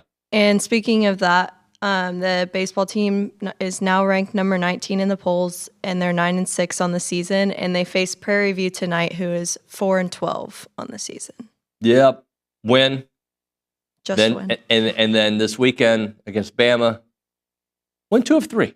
If you win 2 of 3 against Bama, who's hot, if you win 2 of 3, I know it's a big if, but if you win 2 of 3 against Bama, I'm not going to say it's all forgotten like the Auburn victory in basketball, but I think it'll be like, I feel a little better. I feel okay. Upward. I feel all right. David, real quick, got a little bit more Aggies in the NFL news. Yes, sir. Trade just broke between the Houston Texans and the Philadelphia Eagles. Kenyon Green is going to Philadelphia in exchange for C.J. Gardner-Johnson. That trade just was tweeted out how long ago? About 10 minutes ago. 5 minutes ago from Adam Scheffner. Kenyon Green, Braden Mann, and Anais Smith all on one roster. Cowboy fans, you're going to have to start rooting for the Eagles. I'm sorry, I don't make the rules. That's just how it works. If you're an Aggie, you got to start. Sorry, OB, you're now got to wear an Eagles jersey tomorrow. We'll hit a break. We'll come back and talk to the voice of the Aggies, Andrew Monaco. Your car wash tradition with the friendliest staff and a personal touch is Aggieland Express Car Wash. They're Aggieland's first green car wash. They recycle 100% of their water. They have 2 great locations. The original on William D. Fitch there in South College Station. And the newest location, 2528 Texas Avenue South in College Station, across from the Planet Fitness. They have all the car washes that you want. You can do it yourself there, and they have a monthly membership package at $19.95. But the newest Texas Avenue location offers the full-service wash. They have 3 levels of service. And if you want to try that basic full-service wash, all you have to do is be the first caller right now. The first caller is going to get a $40 value at 979-693-1150. It is Aggie Land Express Car Wash. The newest location, you'll get that $40 value right now.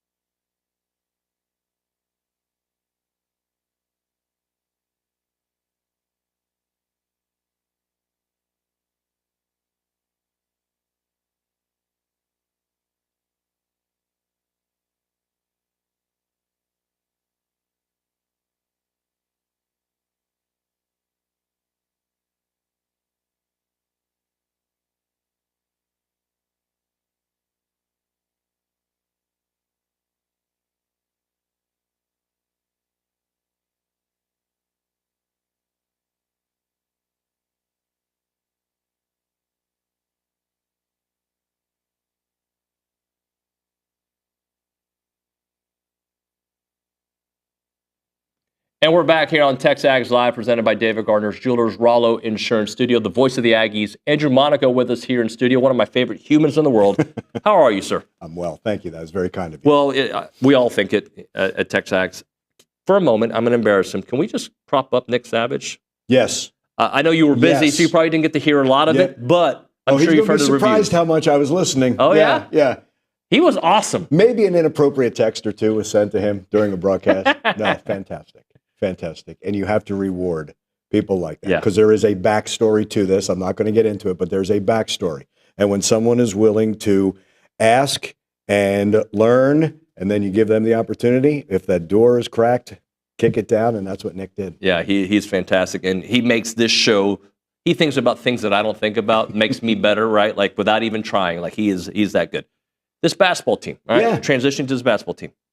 I may even said it to you a couple weeks ago during the losing streak. The losing streak does not change what I think this team can do in March. It just doesn't feel good. Right. Okay? Right. And I still feel that way. Like a lot of it's going to be matchups. Mm-hmm. A lot of it's going to be, if they're hitting their shots or not, right? And I know during the losing streak, teams were hitting a lot of threes, right? And then that's going to, and A&M was missing threes. Right.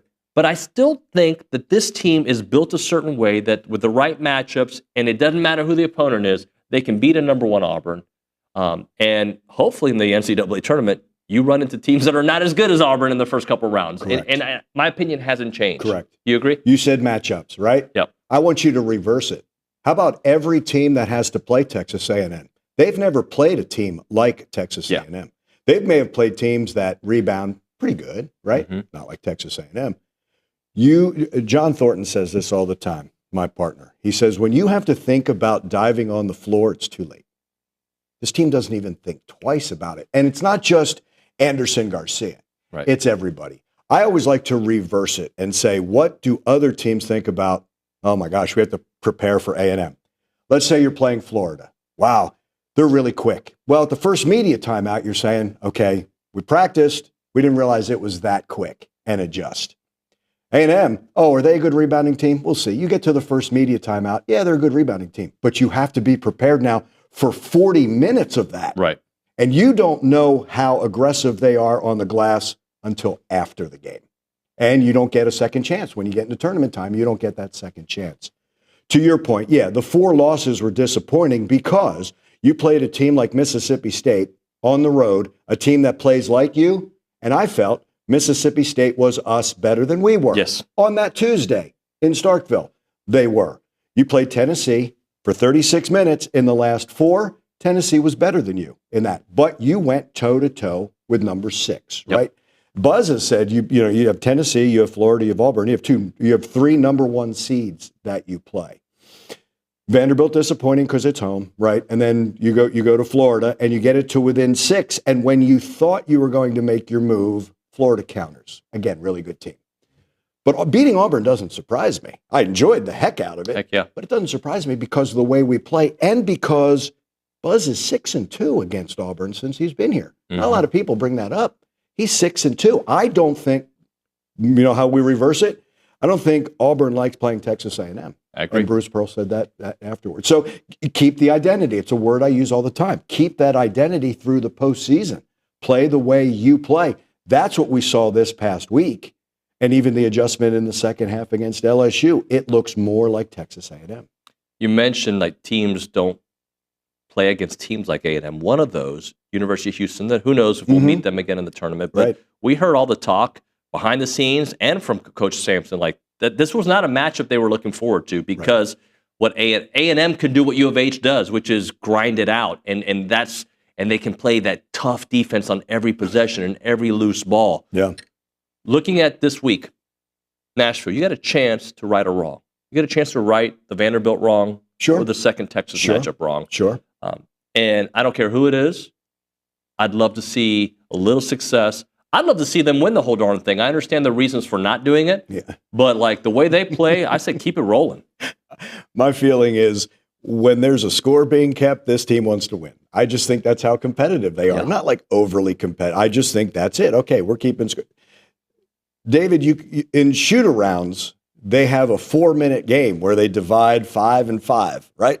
That's competitive. It starts out first 30 seconds, and then when there's a winner on the line, that's in the DNA. And I agree with you. This is just a different position for Texas A&M than they've been in tournaments past. Mm-hmm. They're in. It hasn't always been like that, but I don't think it changes. What I find interesting now is when the schedule came out and we saw it in the non-conference was the way it was scheduled, the way as difficult as it was, the challenge as that it was, and having an experienced team. Like I think it went hand in hand. Oh, that non-conference is going to set you up for your conference. Well, both those portions of the schedule have now led you to this moment because now there's no fail-safe. There's no safety blanket any longer. There's no tomorrow when it comes to the tournaments.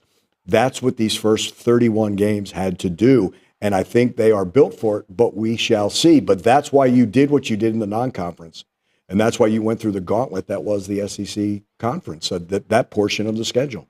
I know Aggie baseball has not had the start that we were expecting or wanting, but when they write A&M Athletics, the movie, okay, there's going to be a huge section on what's happening right now on campus that you get a front row view to. Jace and Wade breaking all-time records. Jace is very close. Wade just did it. Just from your seat, talk about covering them as close as you have and seeing them grow. To see Bernard King there, I love what records do. It allows fans of now to learn more about the history of that sport or the school. That's what I love. When you see that list, when you see Joseph Jones and you see Vernon Smith and you see A.C. Law, when you see that there are only 2 jerseys in the rafter, now it's a combination of the eras and the history, and we get to talk about those. Like at the end with Wade, just before he came on with us post-game at LSU, like I asked Dr. Thornton, I had the list of the 5 players. Tell me about these 5 who are on this list that Wade's at the top. That's what I like. To have Dalen Holt cheering Jace, right? Go ahead, break it. But don't forget, I had 34 in a season, right? That's what I love. That's what I love about Dalen. To have John Sheshik say that Jace has a chance to be the best baseball player ever on this campus, to work with someone who was a great baseball player, Dave Elmendorf, right? Like these eras are there, but when players recognize players as well. When we had Mike Evans on our broadcast on Tuesday before the tip, and here's Mike, right? Canton bound, right? Here's him watching Wade cross sports. And of course, Mike played at Galveston Ball as well. That's what makes it special for me, that it's not just 2025 Wade Taylor IV. The other thing is, to be courtside with a lot of special moments, but to see who Wade Taylor IV has become as a player, I'm even divorcing myself from the person, because you see his dad's like, you've got an incredible young man there. That's just as important. Think about the loudest yell on the retirement was when Buzz said that he graduated from here. Right. That's what Aggies understand.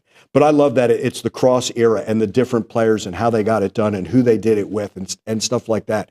But no, it's an absolute special time that it's not going to be too much longer until Chase has that record. But that even then the pursuit keeps going, right? Yep. Like Wade knows he's 1 point from 2000, right? That's also that's a magical mark as well. And who knows where it ends. But more than anything, I think what's more important for Wade isn't the 1,999 points. It's the 92 wins he's been a part of. That's what makes it special. All the numbers for him, it's the W's, I think, becomes most important. And I think that's one of the separators for him. Well, let's get to 100 wins, right? That could be pretty special. That would be great. That would mean it would cap a special season. Heck yeah. For sure. One more? Yes, sir. All right, we'll do one more with the voice of the Aggies here on TexAgs Live, Andrew Monaco. That and more here in a bit.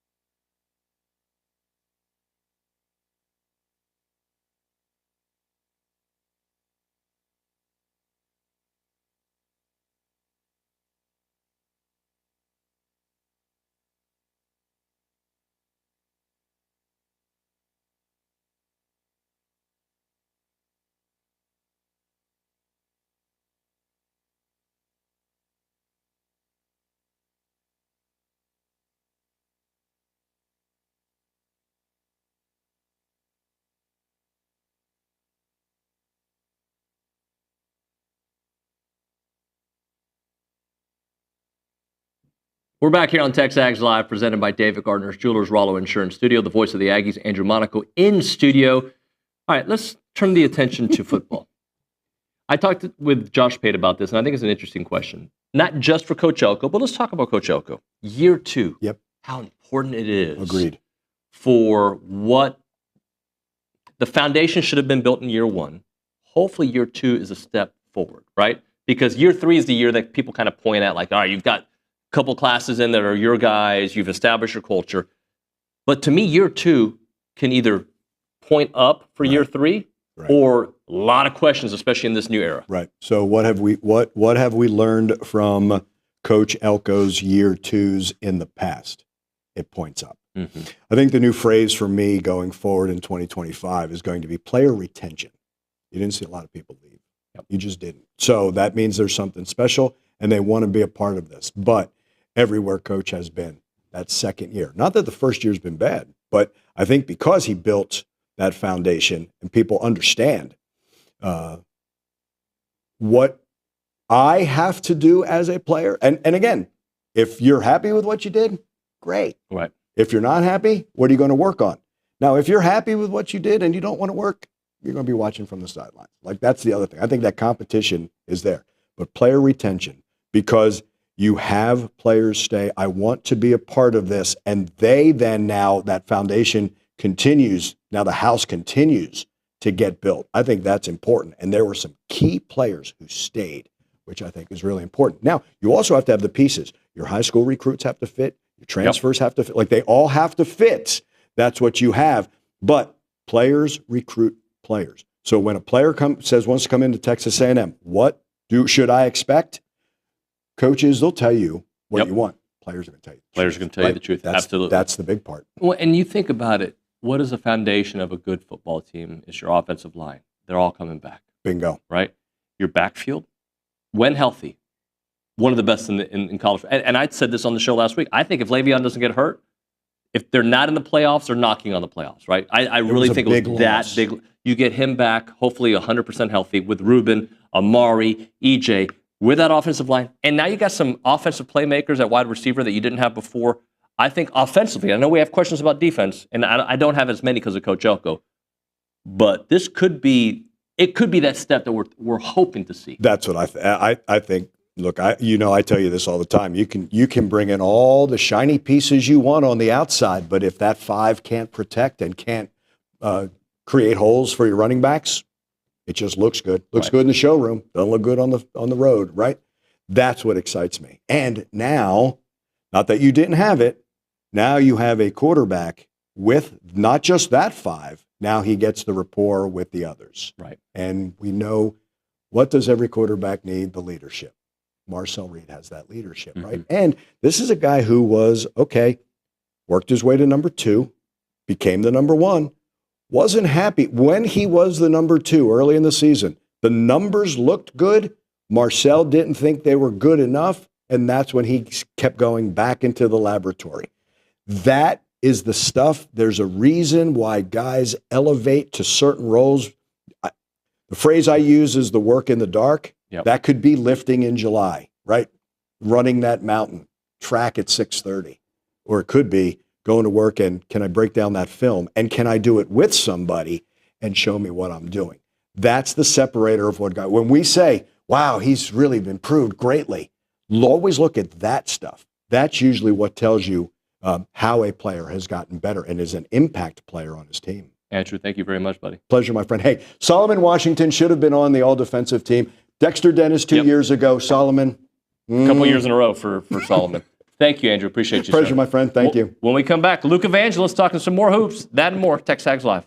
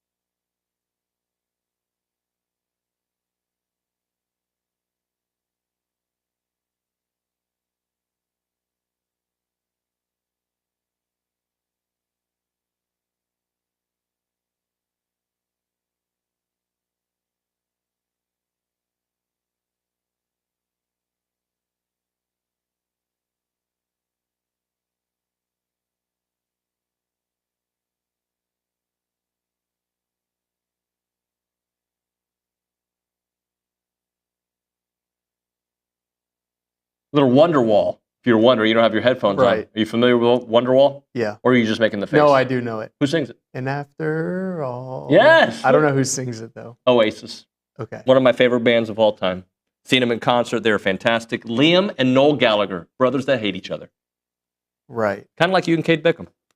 Well, first of all, I think that's a double negative because, one, we're not brothers, and then, two, we don't hate each other. Well, you're TexAgs brothers. Right. And you do love each other. Yeah. Luke Evangelist in the studio, pounding the rock with Luke. So, I guess you came on the show, was it Friday? So, we had already won the Auburn game. But let's just kind of look at like the roller coaster that is A&M hoops, that when they have been punched in the mouth, unfortunately there was a 4-game punch, they seem to respond so well. In a game, they seem to respond well.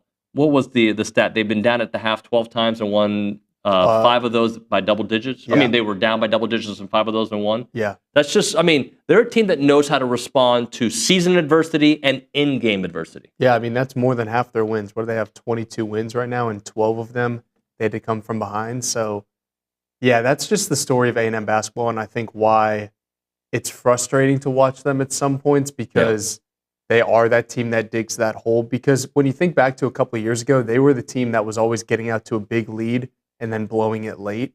But now this year, sometimes, and I don't know if this is the case with A&M basketball, but sometimes it just takes a second to get comfortable. And fast starts have never been A&M's thing this year, but they've been mixing and matching the starting lineup lately. You looked at, even when it didn't work on the losing streak, they were losing games. Still bringing in Solo and Andy to start. That was the energy they needed to get out to a fast start against Tennessee. And then for whatever reason, they stuck with this senior lineup against LSU, and they got out to another fast start against LSU and Auburn. But the problem for A&M comes in that last 10 minutes of the first half. That's typically when teams claw their way back. But then it doesn't matter because they're going to make the necessary adjustments, and it's almost like there is no panic from me anymore or from anyone that's in that locker room when they're down at the half to a team like LSU. You may panic, but for me, I'm like, it's the second half. They're going to figure it out. They always do. What I do is I kind of look at the situation.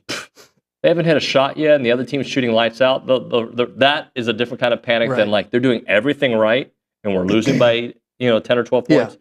So I want to kind of do a comparison that may be unpopular. I'm going to compare A&M basketball to A&M football. And this is what I mean by it.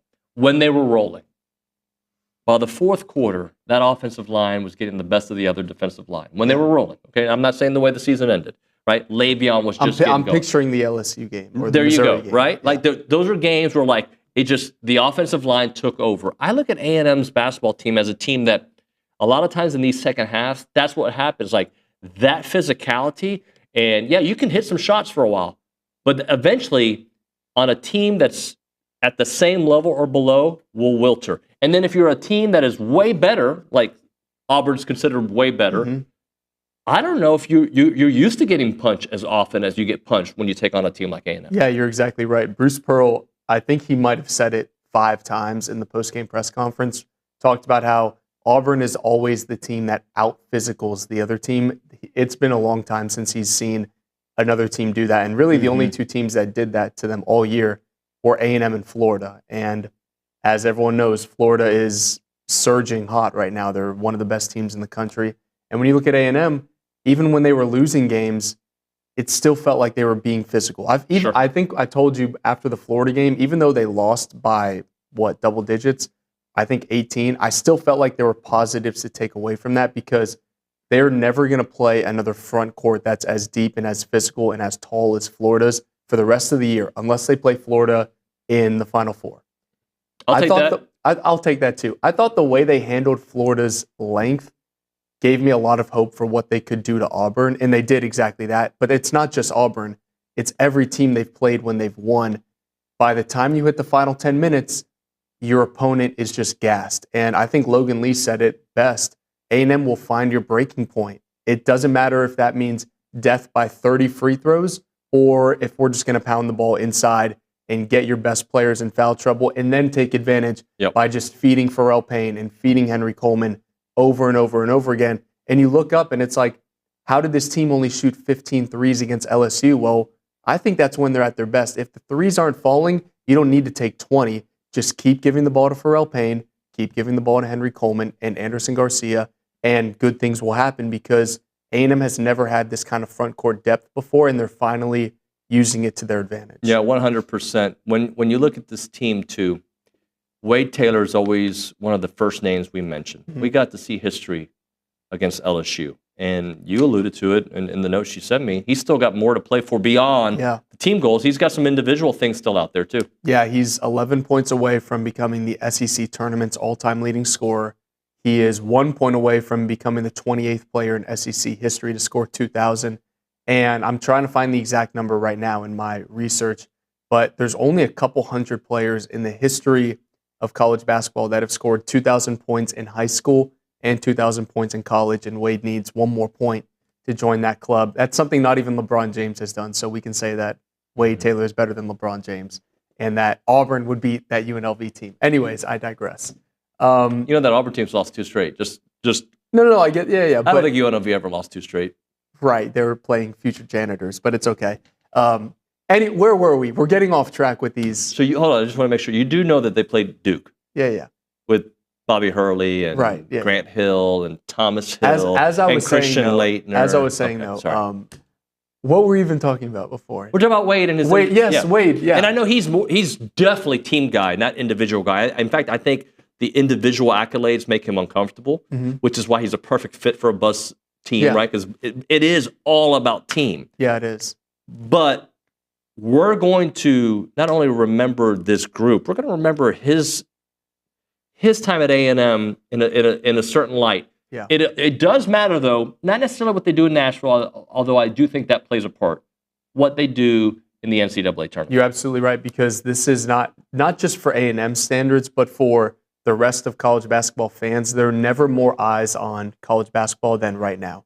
And what you do right now matters more than anything this team accomplished before. They did all that work to get a 3 seed. They beat teams like Texas Tech and Purdue and Auburn. Right. But all of that is out the window. When you're lining up against 6 seed Illinois, none of that matters. It only matters what happens for the next 40 minutes on this court. And whoever makes the biggest shot is going to be remembered as the legend. And whatever team continues and survives and advances, that's ultimately the team that's going to be talked about from here on out. So when you look at a guy like AC Law and his arrival signifying kind of a new era at A&M with A&M basketball, getting to the second weekend and winning March Madness games is ultimately what AC Law and his shot he'll be remembered for. Sure. There are key moments here and there of what AC Law is remembered for, and when people look up in the rafters at his jersey, that's what he's remembered for. Wade Taylor shouldn't just be remembered for being A&M's all-time leading scorer. This is his chance now to go down in history truly as one of the greatest players in program history with what he can do in March. He's worked so hard, and his team has worked so hard to get to this point, and they are in prime position to go to a place that A&M basketball has never been. They've only been to the Sweet 16 a handful of times, and if you can get to the Elite 8, I think there's no doubt in my mind that Wade and the rest of this team will be remembered as one of, if not the best teams in school history. But if they do bow out earlier than expected, that'll be something that we will remember about this era, which is, and don't get me wrong, I mean, I still think it's an era to be celebrated, but it is about what you do in March. And the bar is not that high. I don't mean that rudely, but I think if this team gets to the Sweet 16, of course we want more. But if this team gets to the Sweet 16, they will join the annals of some of the other teams. I mean, you can count on less than 2. You can count on 1.5 hands how many times that's happened for A&M basketball. But you're absolutely right.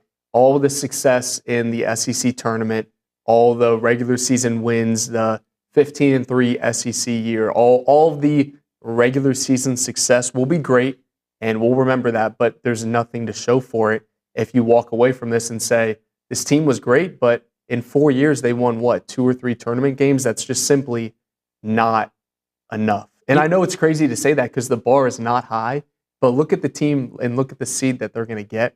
I think more is expected of this team than just to win one game in the tournament. I mean this also with respect, but with AC Law, I never felt like A&M was out of it. And that was a great team. It wasn't just AC, but there was something about AC. I'm like, he's going to hit a big shot or he's going to do something, right? when it came to Wade, I think the same, not the same way, but I think of it more as a team concept where Wade is sometimes the headliner. Yeah, and that's, I think the best part of it is going into this season, if you wanted someone to take the last shot, it would be Wade, right? Sure. The Oklahoma game told us that if needed, Zurich Phelps can hit a big shot. Or Manny can hit a big shot. The Ole Miss game showed us that if needed, Manny can hit a big shot. And Wade reminded everyone that he can still do it against Missouri. And Houston... which we didn't win, but... they didn't win that game. But in the biggest moment of the season, someone who took maybe a dozen threes the entire year hit... We could probably say that's one of the top 10 shots in A&M basketball history. Sure. Anderson Garcia hit it would have meant a lot more had they finished it. Exactly. But regardless. But still, you have guys who can make the final and most important shot. And that's ultimately what it might come down to in March. A&M can play great. They can have a good matchup or a bad matchup. But if it's a close game, who do you trust on this A&M team? You trust a lot of people, and you trust an A&M team that's like, what, 8-3 or 8-4 in 1 or 2 possession games this year. That's ultimately what matters. That's March, by the way. Exactly. That's why I think if there was ever a year for the SEC to finally break through that poor March performance curse, it's this year. Because all these teams have been playing really close, really physical games. And what comes down to in March is who can win in the final 2 minutes. And that's what A&M has done a lot this year. All right, let's... I know that Jerry Palm has got A&M as a 2 seed. I think Lenardi's... he's drinking... he is full-on chugging maroon Kool-Aid. Which, but, it's about time, buddy. I think Lenardi's got 3. They're everywhere from a couple 2s, a few 3s, and I think a couple 4s still, right? Yeah, it's out of the 108 updated brackets, Jerry Palm is the only one with A&M as a 2 seed. Okay. 86 have A&M as a 3, and then 18 have A&M as a 4. So... I know that the feeling is the SEC tournament will not really matter in coloring your resume. It can, but not. I don't know if enough to move up a line. What can they do, if anything, to get a 2 seed? What can they do, if anything, to avoid a 4 seed? Okay, let's attack that first part, because in my bracketology update that I posted, I still had people, and I actually, for one, am happy that there are still A&M fans willing to die on that hill that A&M should be a 2 seed, because it's good to have actual positive support for a sport and people seeing, hey, this team should be better than what they're getting respect-wise. I am of the mindset that the committee historically is going to do what they continue to do, which is reward teams that win power conferences. And right now, the spots for 2 seeds are dwindling. I think any other year, A&M has a valid shot at a 2 seed, but when you look at the fact that there are 6 teams that should be a 1 seed, and Alabama and Tennessee are now pushed to the 2 line, there's 2 spots available. The 4 teams that are fighting for that are Michigan State, that won the Big Ten. I think they're going to be a 2 seed. Yep. St. John's, that won the Big East by 3 whole games. They're in. And if you don't think St. John's is deserving of that last 2 seed, it's probably Texas Tech. And I know people will say, but A&M beat Texas Tech. Head-to-head really does not matter at this point. It could matter in terms of location and where a team is sent, but A&M beating Texas Tech without JT Toppin, the Big 12 Player of the Year, carries weight on A&M's individual resume, but not when comparing the 2 resumes. Okay. So A&M right now, to me, at best... By the way, Bama beat A&M without Wade. Yeah. So just to throw that out there. Exactly. No, that point goes 2 ways, and you're absolutely right. When fully healthy, A&M has very few blemishes on their record. But the problem is that line to get into the club, the 2-seed club, is just a little bit backed up because you have 2 teams that any other year would be a 1 seed in Alabama and Tennessee backing things up. And when you look at Michigan State... you're going to get 3 SEC teams as a 2 exactly. seed. So the spots are just very limited. Let's play devil's advocate and say they are going to be a 2 seed. You need to hope that Texas Tech and St. John's lose their first game in their respective tournaments. That's if you think... That's another discussion I think we need to have after the break, maybe of... No, we can have it now. The conference tournament, I think, historically only matters more for teams on the bubble than teams in top 4 protected seeds. The committee already knows what it thinks about A&M. They showed you that A&M in that top 16 reveal was number 6 overall, and they value the wins that A&M has. I don't think beating Vanderbilt or even Tennessee for that matter, or Texas, is going to swing the committee a whole seed line. A&M already made their hay. They beat a bunch of top 4 seeds like Purdue, Texas Tech, and Auburn, maybe even Missouri if they're going to be a top 4 seed. They already have those quality wins. Beating a Tennessee team essentially at the buzzer of when these brackets are getting filled out isn't going to swing the needle that much. But for a team like Oklahoma. For a team like Oklahoma, it could. It could be the extra bump they needed to get off the bubble and into the tournament, which is why it matters more for those bubble teams. And A&M was the beneficiary of that last year when they were on the bubble and needed to beat Florida and Kentucky. And now this year, there's really not much they could do. Okay. And we have to hit a break after this, and we'll bring you back for another one. Let's just say A&M wins the SEC tournament. Is that enough? See, that's a question that I think needs to be answered by the committee because that would mean you beat a 1 seed. I know it's not necessarily about who you beat. It's the accomplishment, and it's the fact that by the time that game finishes, A&M has played in 2 SEC tournament finals. They know this. By the time that game finishes, the selection committee is essentially putting the bow and finishing touches on the bracket. A&M making it all the way to the tournament finals when they were on the bubble didn't matter. They're simply put, their semifinal and their final game didn't matter. The bracket is almost 90%, 95% done by Friday night. So what you do on Saturday and Sunday, unfortunately, doesn't matter. Because for a team like A&M, I remember a couple years ago, I went to the tournament final when they played Alabama. We didn't even make it back to Memphis by the time they announced the seeding. So by the time A&M finishes that championship game, the bracket's already done. So what you're saying is 2 seeds is not going to happen, 95%. 90, I would even put it as 99, but I'm not saying it's out of the question because the committee did reward A&M for their wins above bubble, which for all purposes, that is, for the shortened version I can give, the 30-second version I can give, how well a team does relative to how well a bubble team, a team ranked 45th in the net, would do with their schedule. A&M is 8th in wins above bubble, which would put them as the last 2 seed. I think wins above bubble is keeping them from being a 4 seed, but I don't think it's enough to get them that final 2 seed. All right, let's talk about what they have to do or what they've already done to avoid being a 4 seed, okay? Because I think the matchup in the 4 seed, you want to avoid being a 4 seed. Yes, we'll talk about it. Yep. Did you or someone you know graduate from A&M in the last 12 years, and are you leading by example in business or in service? And service, I should say. If that's the case, the Association of Former Students would like to invite you to nominate yourself or someone that you know for the 12 Under 12 Award. Each year, the association recognizes a dozen Aggies who have graduated within the last 12 years for their business accomplishments, civic or military service, philanthropic efforts, and outstanding representation of A&M's core values of excellence, integrity, leadership, loyalty, respect, and selfless service. Previous year honorees have included leaders in business, higher education, architects, petroleum, engineers, nonprofit, physicians, veterans, and members of the U.S. Armed Forces. 2025 nominations close on Saturday, March 15th, so be sure to submit a nomination soon. To learn more about the recognition and submit a nomination, please visit tx.ag/12 Under 12 nominations. It is the Association of Former Students.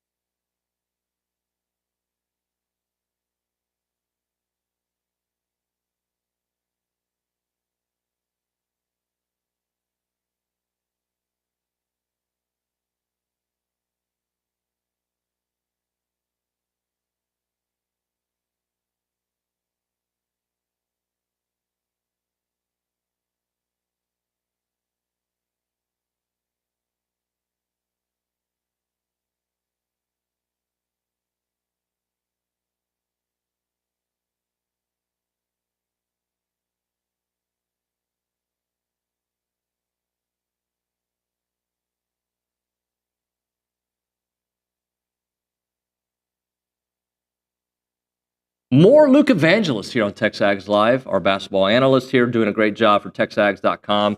All right, Luke, we talked about the 2 seed probably being not likely. Right. Please tell me the 4 seed also feels not likely. Yes, nothing is ever truly a lock. As we know, there are hundreds of examples you could give in A&M sports alone of thinking this thing was a lock to happen, and it didn't.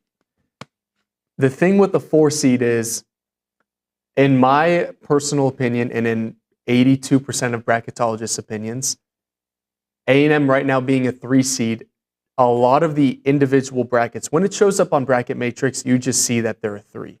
But when you actually go into these people's individual brackets, A&M is typically 10th or 11th. So they're in the middle of being a 3 seed. Sure. To me, if they were 9th, a lot, if they were being shown up as 9th a lot or if 12th a lot, I would feel a little bit more hesitant to call them a 3 seed lock because they could still move up to a 2 or they could fall back to a 4. The key is they're in the middle of a lot of people's on 3 seed lines, and Wisconsin losing to Penn State, who is a 500 team, essentially in their last game in the regular season, was the last piece that A&M needed to feel a little bit more comfortable on that 3 line. So right now, Wisconsin went all the way from a 2 to a 4. That pretty much dropped them 2 seed lines.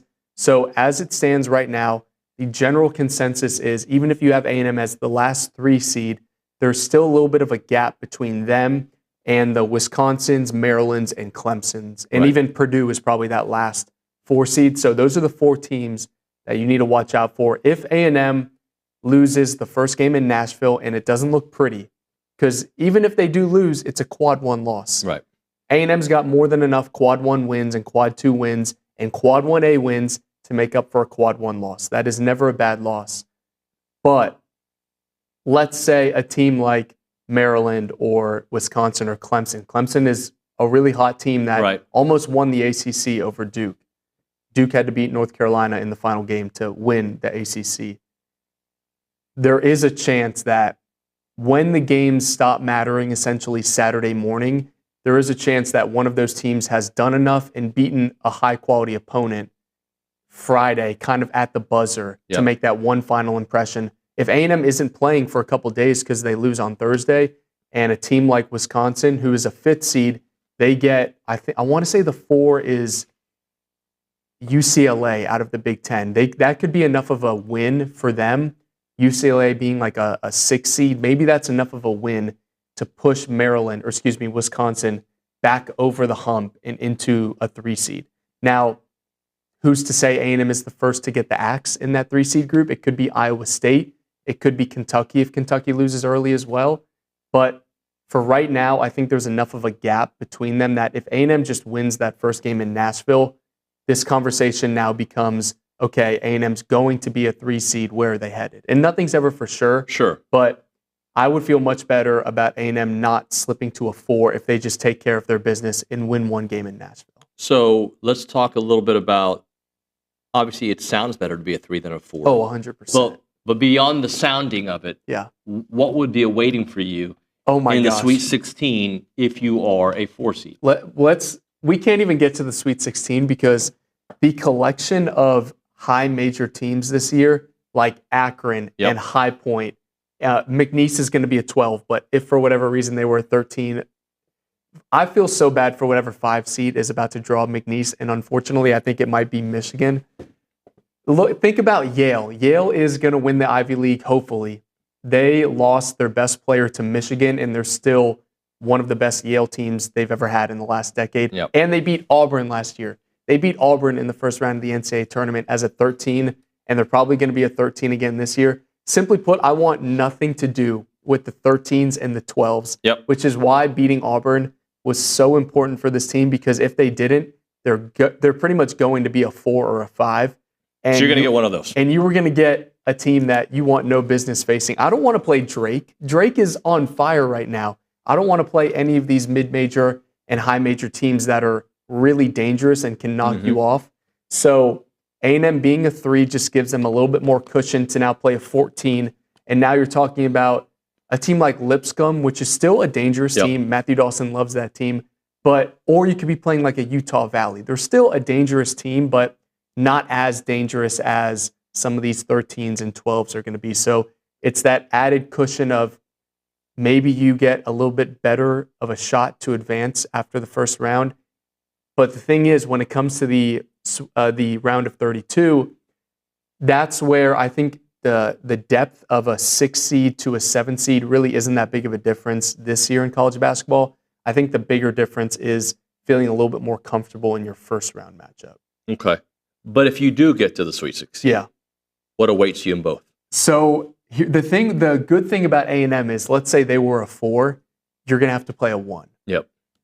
Now that A&M could be a 3, you're going to get a 2. And when you do dive even further, they're not going to be paired up with a team like Alabama or Tennessee. The selection committee will try and avoid pairing up these SEC teams. So it's going to be hard with that many making it, though. Exactly. It's going to be difficult for them to do. So I'm not saying that's out of the question, but most likely they're going to try and avoid that. So now you're getting one of 3 teams: Michigan State, St. John's, or Texas Tech.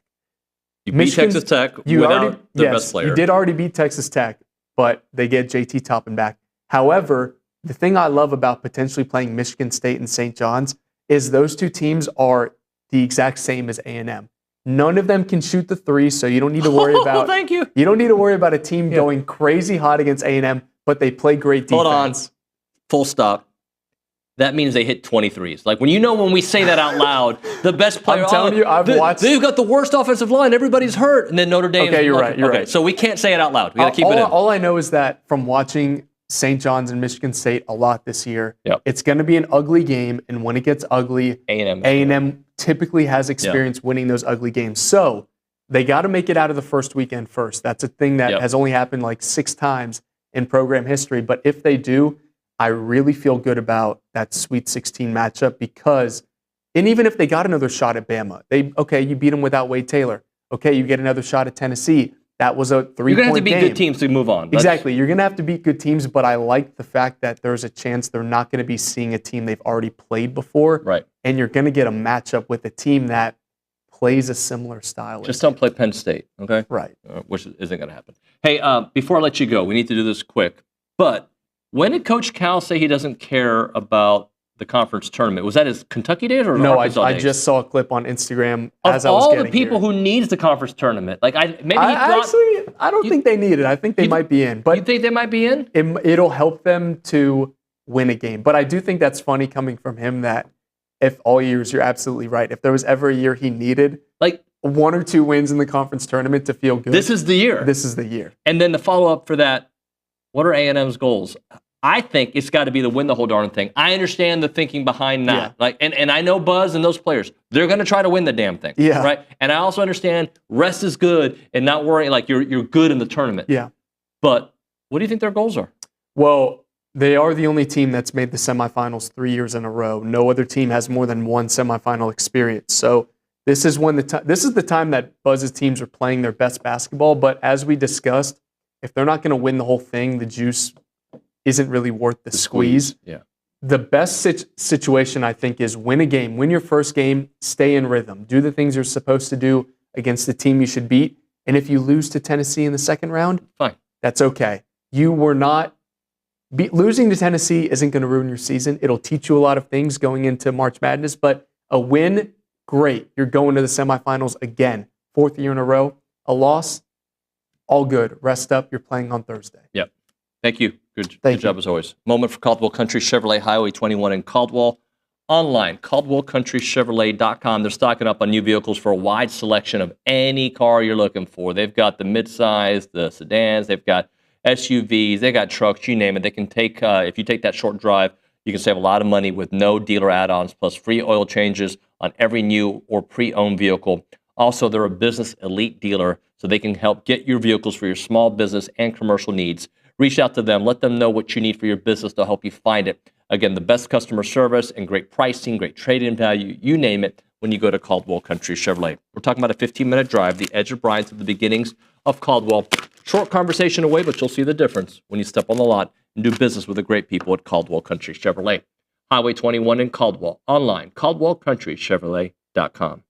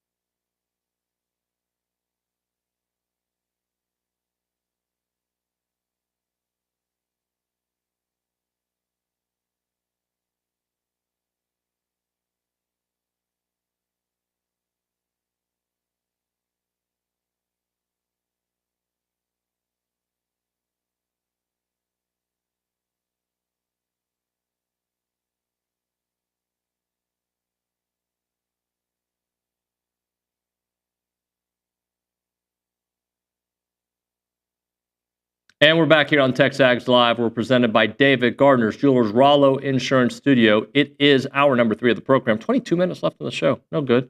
Let's go to the Buffy's Catering Hotline. Justin Lanham, my guy, is here on the program. Justin, good morning, buddy.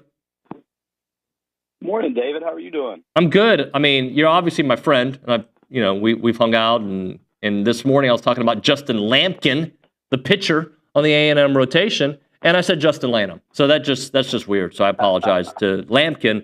And also I think it makes it weird between us.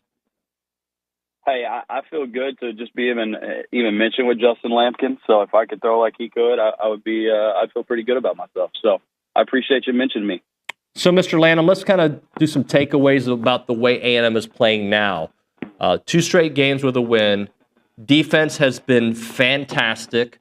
From taking out Broome against Auburn to forcing LSU to shoot 22% in the second half, 30% for the game.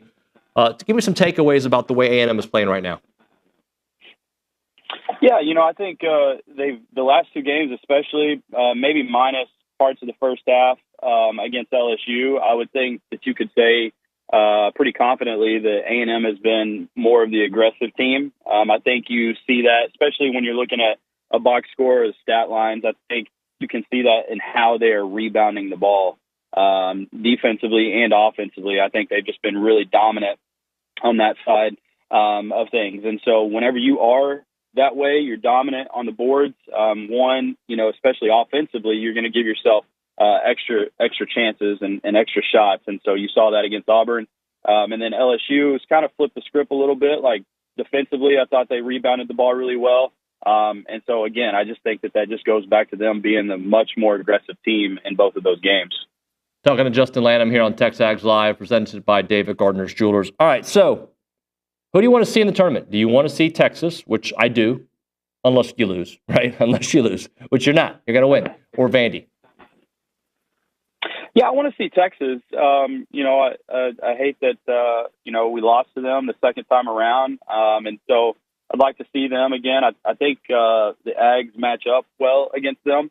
I think it's a little bit easier in the sense. It's not. Don't get me wrong. It's not easy to stop Trey Johnson, but I think you've seen A&M has done a decent job of like taking away number 1 options from time to time, and so I think that they just kind of pose that threat that they have. I feel like A&M is a little bit better at taking that away. So to me, it just comes to a matchup thing. I feel like even the first time A&M played Texas, just the way that they handled them, you saw that for majority of the game. I feel like the second time, and then obviously things started to slip away there in the second half. So I would definitely like to see the Aggies take on Texas. I think Vanderbilt is just kind of that sneaky team that's just always right there, able to kind of take advantage of some things and get you in situations that you don't want to be in. And so I definitely would have to say Texas. Talking to Justin Lanham. All right, Justin, let's talk about forecasting. I know they can be related. How you do in the SEC tournament can affect the way you play in the NCAA tournament. My goal is for this team to win as many games as possible and have this era of Aggie hoops stand apart from some of the others, right? And I think they've got to win in the actual NCAA tournament, a couple of games, I think. But I think it does start with what happens in the SEC tournament. No foul if you lose early, but if you can win it, win it. Yeah, absolutely. And I think the thing that I would say about that, too, is if you can win these games without having to have your guys play, 40 minutes, 30, 35, 36, 37, 38 minutes, if you can keep your guys on normal rotation and you're not having to put them in situations where they're playing way more minutes than they should, then I think you obviously try to continue to advance in the SEC tournament. If it's a situation where, you're playing multiple games, maybe into overtime, or guys are getting really stretched in their minutes, I think that can hurt you. But I also think the opposite side of that is what can help you is playing good at this point in time, getting games right now, especially coming off a big game against Auburn. You get a road win against LSU, you feel like you've got some momentum. So I think you want to have that momentum carry you into the NCAA tournament. Obviously, the Aggies have had some success the last couple of years in the SEC tournament, playing in 2 championship games, and then also playing in that semifinal game. So I feel like, David, it's one of those I feel like I'm in that spot and where I want the Aggies to actually break across the finish line and win a championship at this point. Like, they've been flirting with it for so long, and they've been right there for so many chances that it's like I would like for them to go ahead and win one.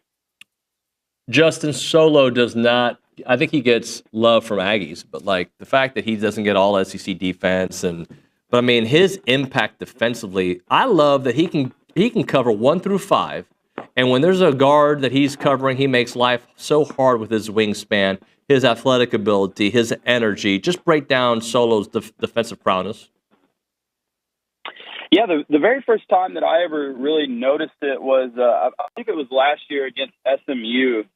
And I don't know if it was Phelps that he was guarding at SMU or who it was, but he was guarding somebody, and just the way that he was able to move side to side and just how agile he looked, being able to guard somebody that was a little bit smaller than him and stay in front of them, keep his body in front, keep his hands off of them without having to foul, the long arms that he has. He just creates kind of havoc on the ball. And it's really tough and probably frustrates those smaller guards. But then also the same thing could be said about some of the big guys that he has to guard. It's not just the smaller guards. He can also guard a little bit, bigger, whether that's a forward or sometimes maybe even helping off on a bigger post player. So I think he just does a really good job of, creating havoc, like I said, being really active with his hands. He's really physical with his body. He kind of chests you up, and that's what you want as a defender, to kind of foul with your chest. Officials aren't going to really call the foul if you're fouling with your chest. If you're reaching in and playing with your hands, that's, a lot of times where you get the foul called. So I think he just does a really good job playing with his chest. And he's just really smart. And then on top of that, too, a lot of great defenders, sometimes they can be a little mouthy. Sometimes they can be, get in your head. And I think Solomon does that. He's never out of control with that. But he does just enough, maybe chirping, that he can get into the other team's best players' heads. Justin, how long have you been watching Aggie basketball? Oh, my goodness. Since I was a kid. So, man, I would say, what would that be? Probably 20-plus years, 22, 23 years, something like that. So in your time of watching Aggie basketball, is Wade in your top 3 Aggie basketball players? Top 5? Yeah, for sure. Absolutely. I think there's obviously, it's always tough because you don't ever want to discredit the ones that came before, and you don't want to just be living in the moment, right? But I don't think I am by saying that. I think obviously his resume speaks for itself, and so I definitely would have to say that he is in the top 3. And what do you think about that moment there against LSU, the big 3 to break the record? He's at 1999 in points. He's about to pass 2,000 for his career. Just all the accolades. Again, are always going to matter what happens in the NCAA tournament, but just thoughts on what has happened throughout his career and now being the all-time leading scorer. Yeah, I just think he's grown so much, and I know a lot of people will say, and statistics would say, maybe he's having a little bit of a down year. I don't think the injury has helped him a ton this year. I think that kind of slowed him down and everything. But I also wanted to touch on, you asked about in the moment watching that. It was kind of funny because I feel like that shot is like the perfect shot that you would want for Wade to eclipse that scoring title. Just how he did it. It was kind of a long shot. Just I don't know. A lot of guys probably wouldn't shoot that shot, but that's a shot that Wade Taylor shoots. And so the way that he did it, I think was kind of funny. But it's just, I guess it kind of shows exactly the type of player that he is and the shots that he takes. So I do think I would like to see him have a big SEC tournament and a big NCAA tournament, especially just to kind of cap off this run that he's had here at Texas A&M. Obviously, it's a special run. There's a lot of guys that have played and put on the Maroon and White and have done really great things. But what Wade Taylor has done has been spectacular.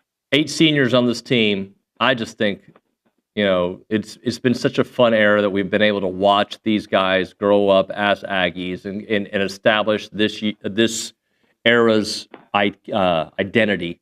Just talk about them having this chance. Like, this is their last dance, if you will. The SEC tournament, as the precursor to what will be the NCAA tournament?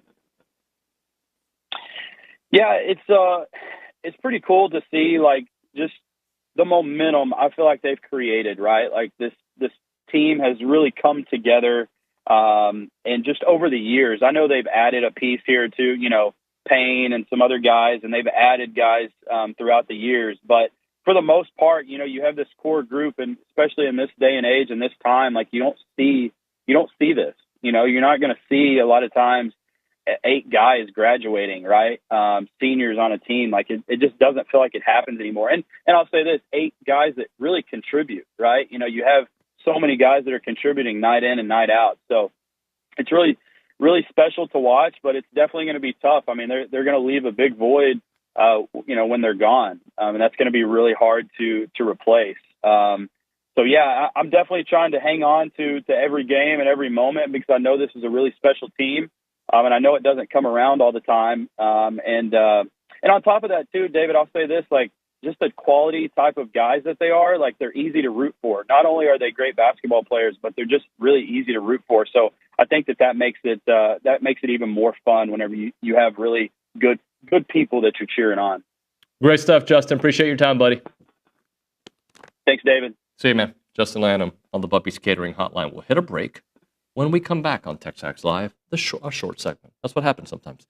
Let's talk about Bird Dog, Aggie owned and operated company creating access to hunting opportunities. If you own some land and you're like, I'd like to get some people hunting on my land, I need to make some money, let Bird Dog take care of you. But that's not the only way they'll help you make money. Yes, they find hunts for hunters. They're the Airbnb for the hunting community. That part we've established. They're the best at doing that, and they do awesome hunts.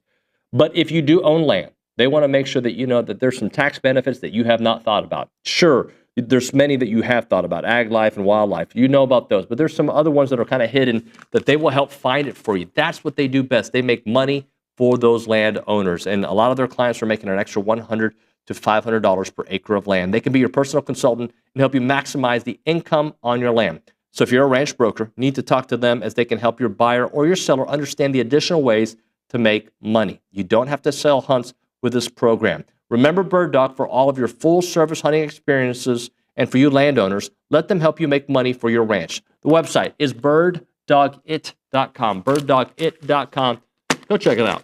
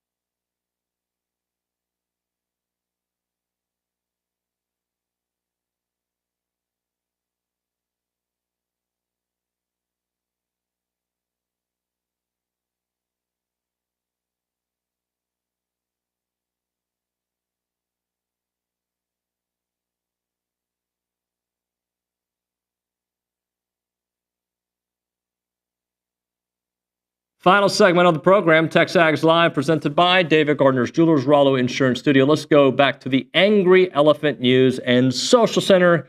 Kaylee Dreyer is hanging out there. Kaylee, got some comments for us? Yeah, so on the YouTube chat, we have one comment that says, I think for us to make a run worthy of this team's talent, we're going to need Manny to be at his top form as well as Washington. When those two are on, we rarely lose. It takes the pressure off Wade, and Coleman has been a rock all year. Double-digit Manny. I'd like to see what our record is this year with him. I don't have that. I should have thought of that at the break whenever you told me this comment was coming, but I'd like to see what the record is with that. But I agree. It was Manny and Solo, was it? Yes. Yeah. When those two guys are on, and for me, Solo doesn't have to be on offensively. In fact, I know there's been a couple games he's hit some threes, and I'm like, oh, okay, let's stop shooting them now. But when he hits them, it's great, right?